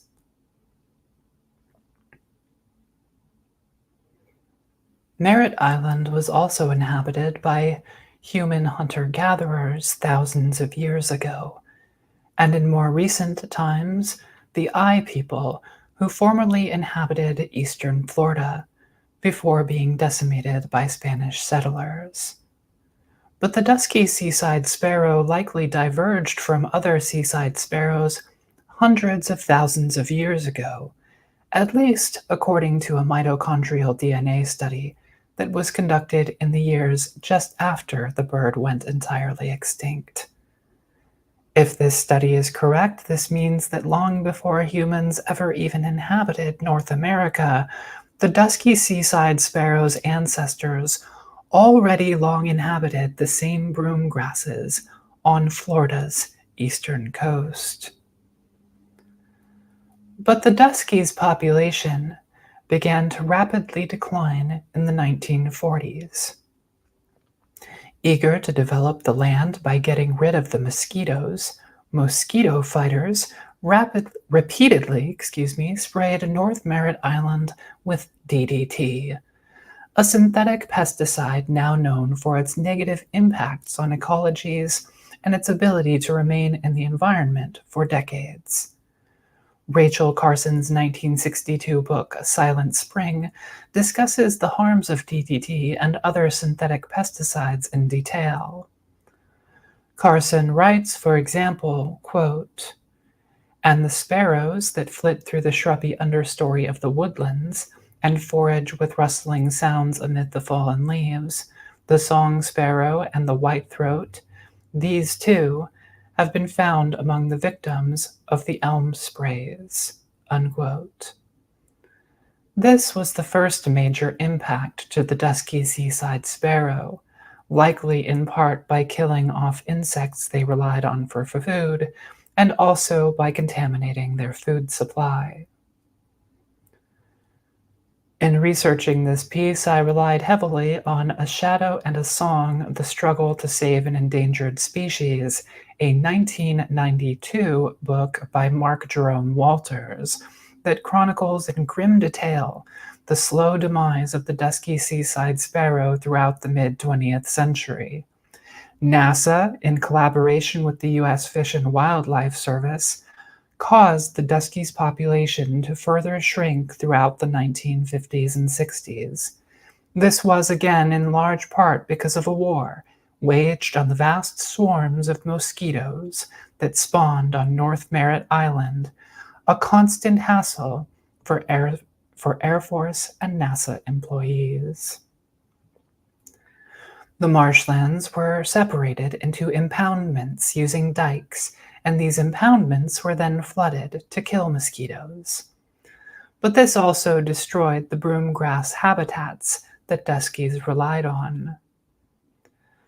Another major impact was the building of multiple highways that crisscrossed Brevard County and cut into the nesting grounds and habitats of the few Duskies that still remained. A population known as Big Colony, numbering in the dozens, was only discovered by biologist Brian Sharp in 1968 near the St. Johns River and across the Indian River from Merritt Island. This population would disappear in the following decade as its habitat was destroyed by highway construction. Walter's book is largely a history of how NASA and the Fish and Wildlife Service engineered wetlands for their own purposes and without any care for the sparrows at all, while conservationists found their efforts actively squashed at every turn, even as the Duskies' population kept shrinking.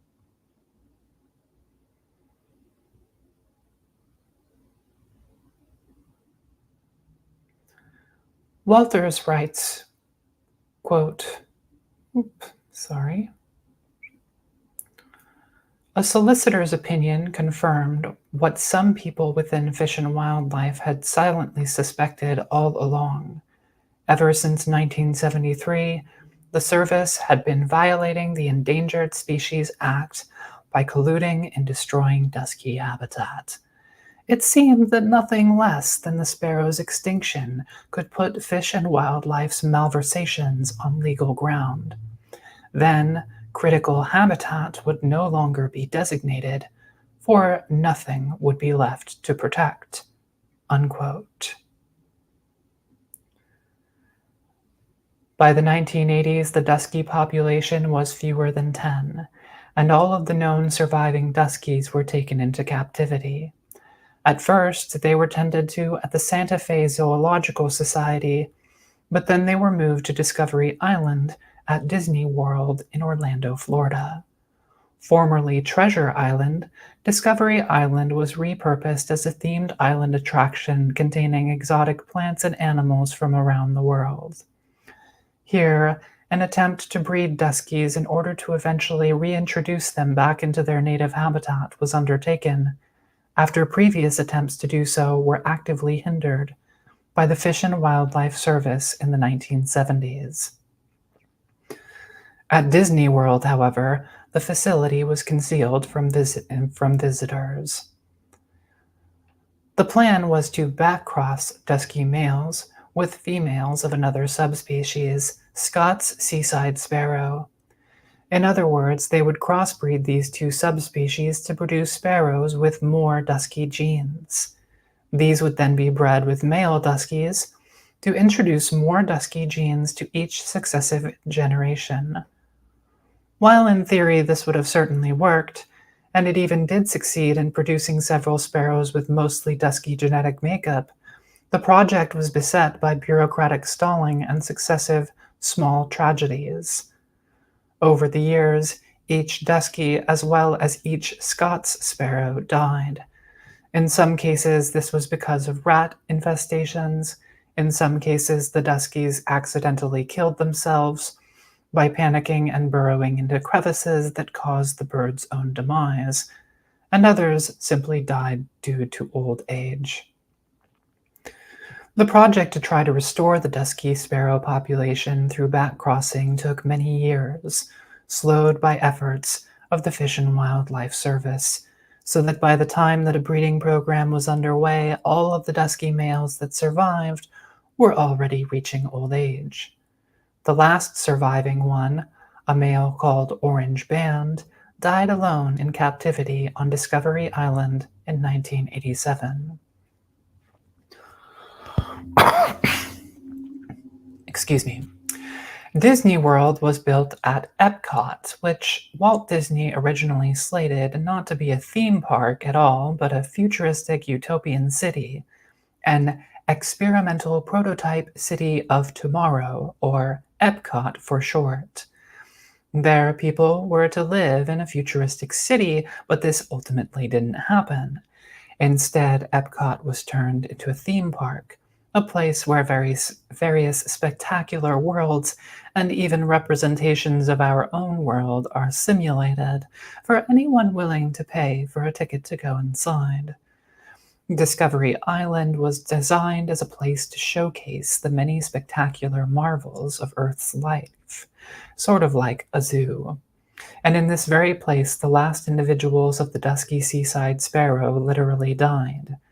Though still owned by Disney, the island was shut down as an attraction 12 years later in 1999, and it's been closed since, much of it essentially returned to the wild.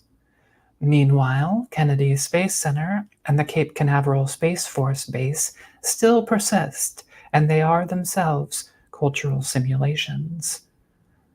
Of course, nobody in NASA or the US Space Force say that these places are theme parks or think of them as simulations.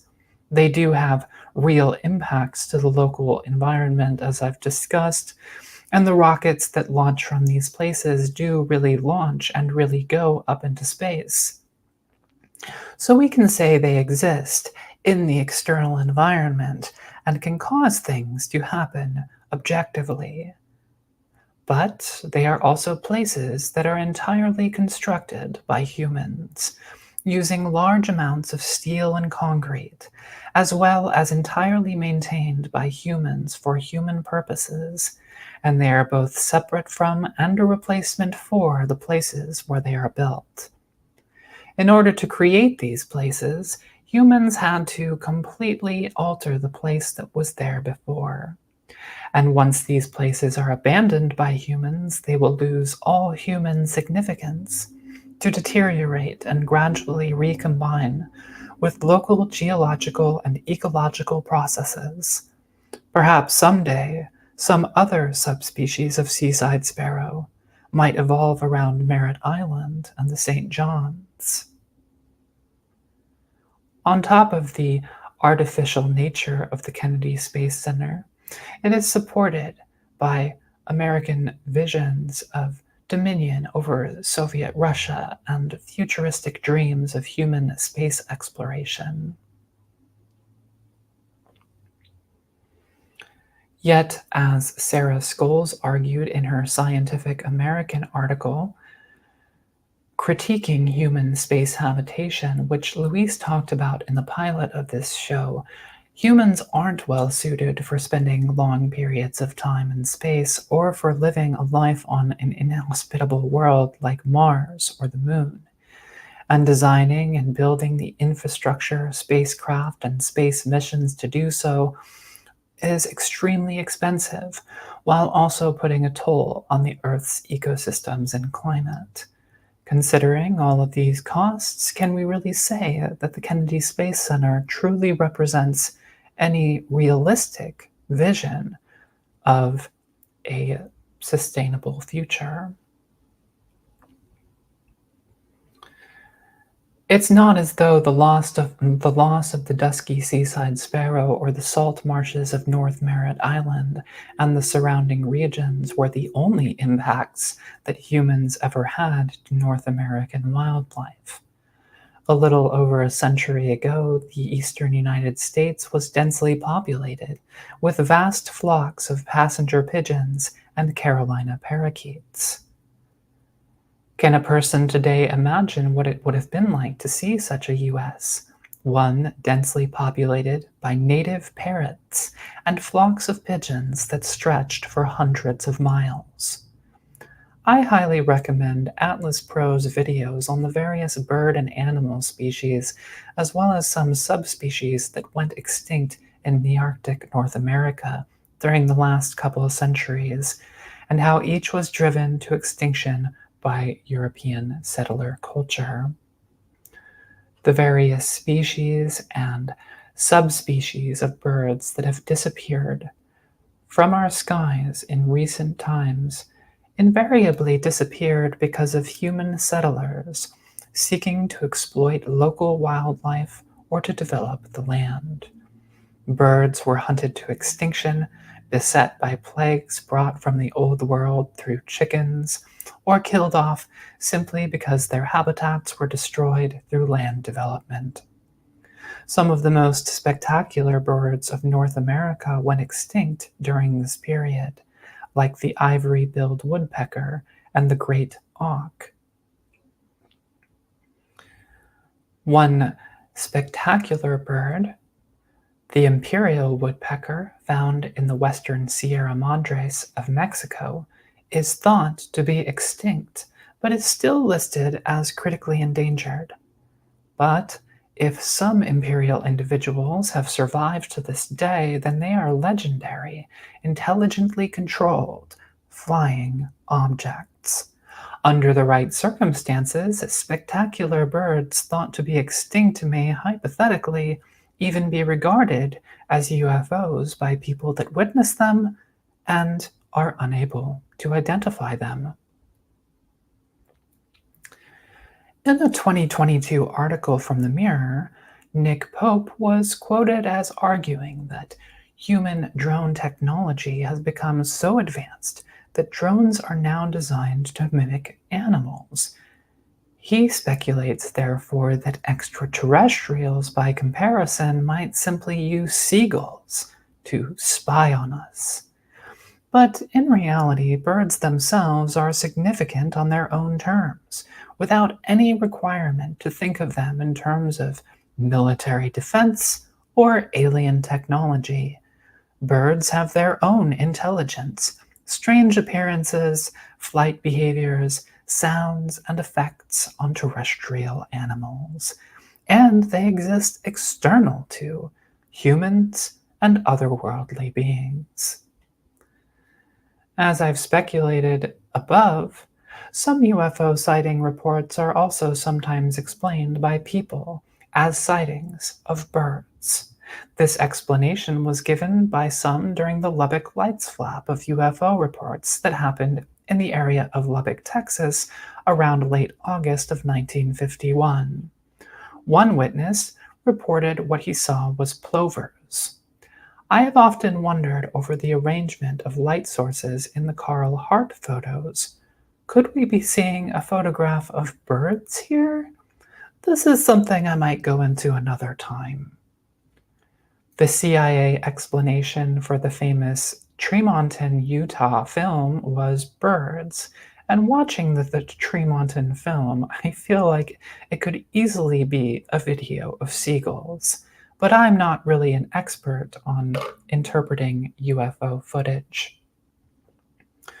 According to researcher Lauren Gross, NICAP reported that a disc-shaped UFO was witnessed at a launching of a Polaris missile from Cape Canaveral in 1961.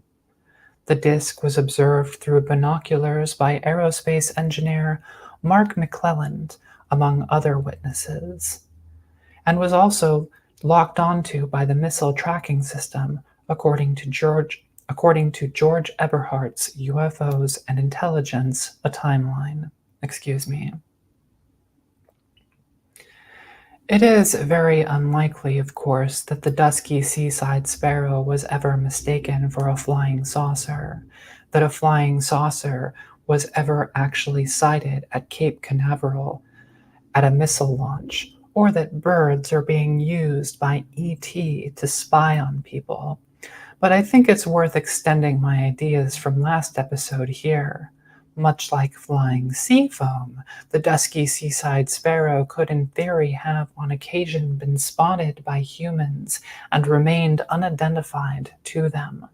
It is technically possible for the Dusky to have become a UFO at times. Perhaps they used their seemingly unremarkable nature to their advantage and even deceived some G-men.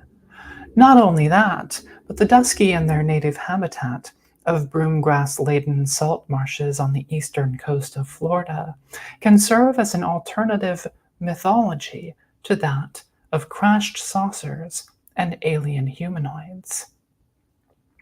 This would be a useful myth, if only to highlight that NASA's massive building projects on Cape Canaveral and Merritt Island, as well as related public works projects to connect these bases to the mainland, played an instrumental role in displacing the Dusky Seaside Sparrow and destroying their entire habitat.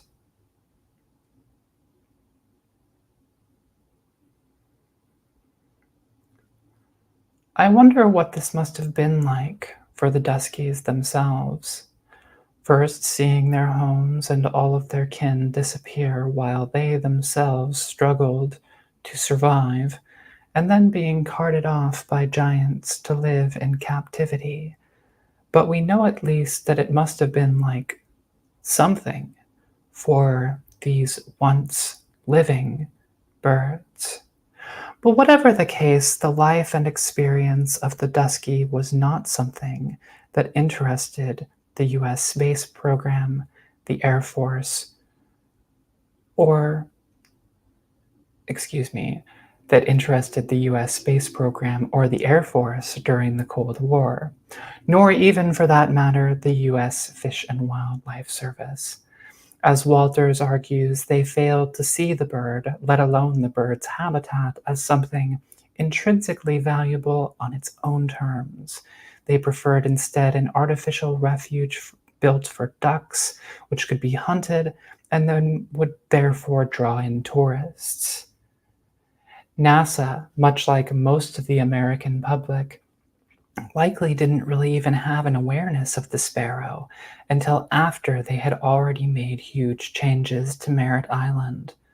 While Fish and Wildlife at least preferred ducks over duskies, NASA preferred space rockets. But what makes rockets more important than ancient local sparrows, let alone birds in general? They were living beings, much like any of us.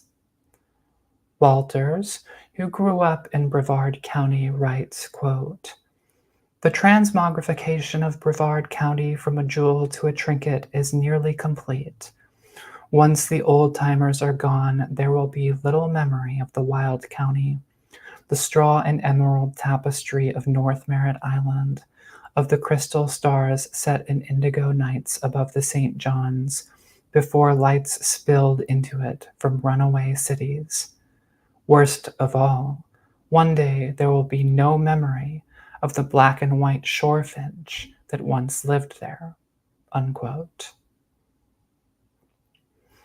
The Kennedy Space Center is an environment entirely constructed, a product of human culture, and this was a major factor in the disappearance of the Dusky. While it functions as a space launch, it also functions as a simulation. I don't mean that it's the Matrix, but it is sort of like a holodeck, or even like Disney World.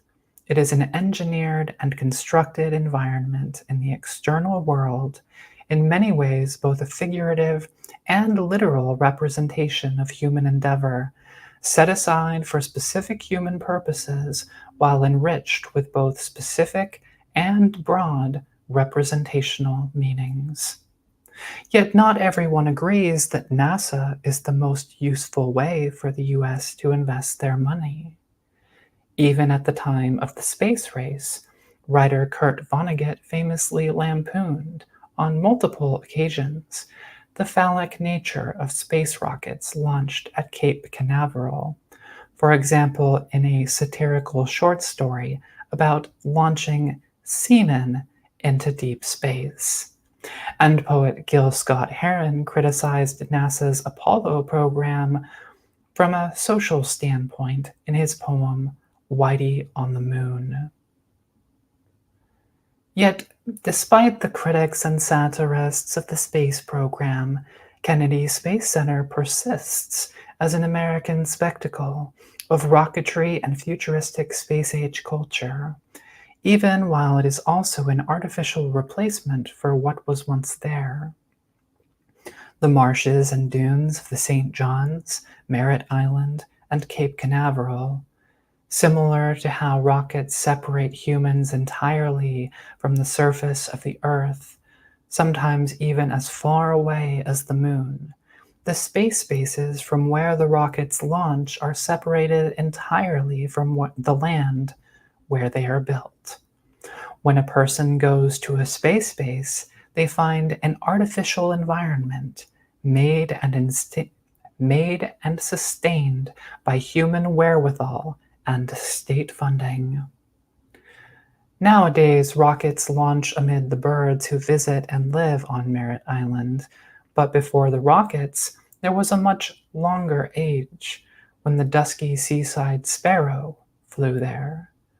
They were just a sparrow, a small bird notable only as a subspecies endemic to a small region. The dusky wasn't driven to extinction because they resembled flying saucers. They weren't big, incredibly fast, or able to, say, interfere with electronics. They didn't have telepathic abilities or a habit of abducting people. If anything, they were driven to extinction because they did not resemble flying saucers. I wonder, what secrets has this now lost sparrow taken to the grave? In this case, only the Earth can provide disclosure.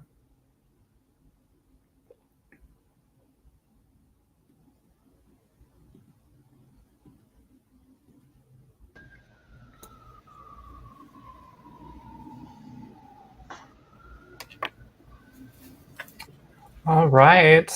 Thank you so much, you guys. I really enjoyed both of your segments tonight. Thanks. Very good. I mean, I really do enjoy all of. I always enjoy them, even if I don't always agree with them. I always enjoy them. And I do. That's the book I mentioned. Yes. It's got Mr. Joe Simonton Pancake Man in it. Mm-hmm. That's his real name. That's what I'm going to call him.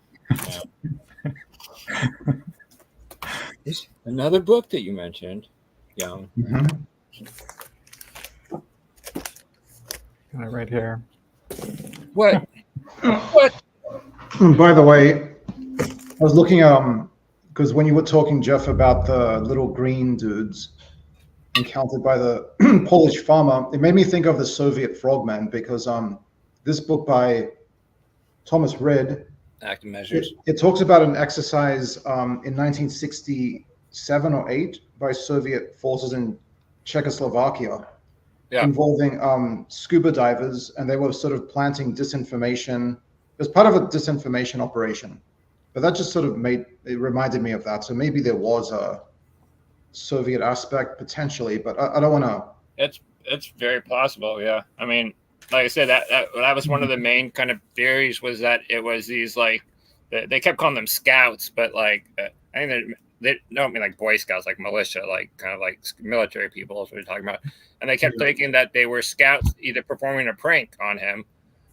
And when he first saw them, he basically kind of thought they were either hunters or militia scouts or whatever, like that were camping nearby and that had set up a tent and that were out and about.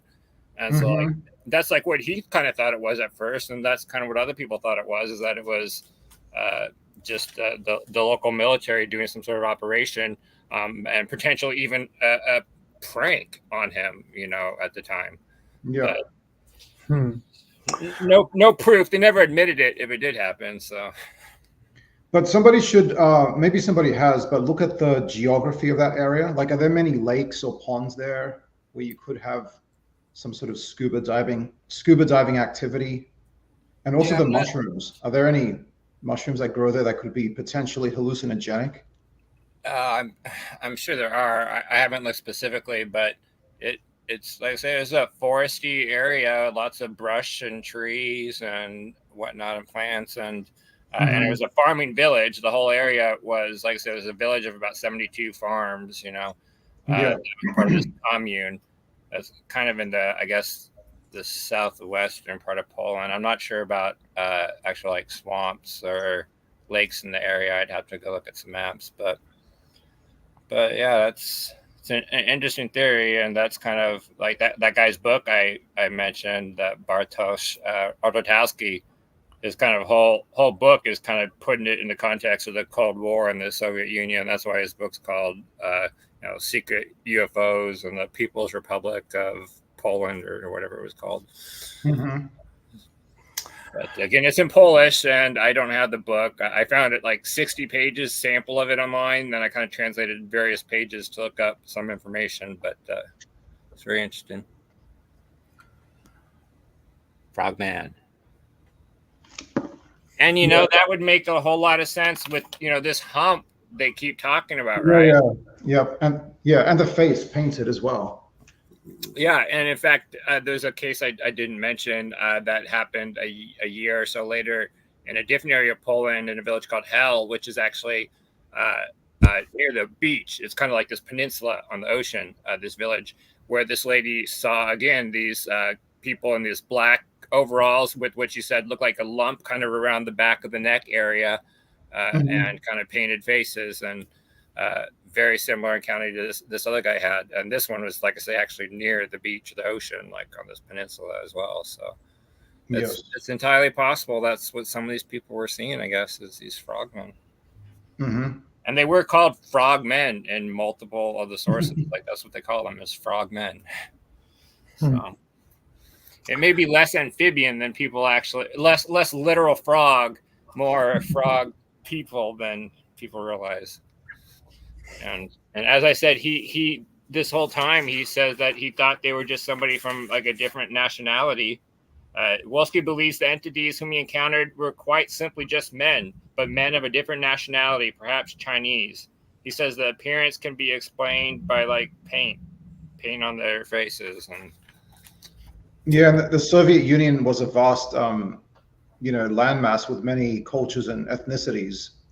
So maybe this farmer saw somebody of like a Asiatic background and sort of extrapolated from that.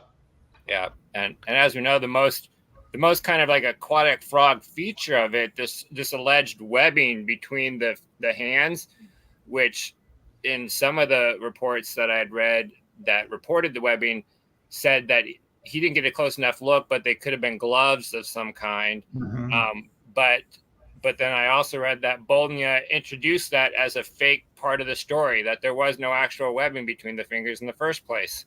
So there really isn't anything about them that doesn't scream human. Yeah. So. Yeah. Interesting. That's very interesting. Yeah.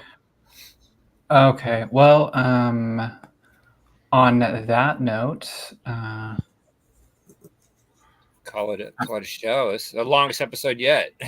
Yes. On that very arbitrary note. Oh wait. Actually, I'm just gonna leave you two on the stage and then go like this. Okay.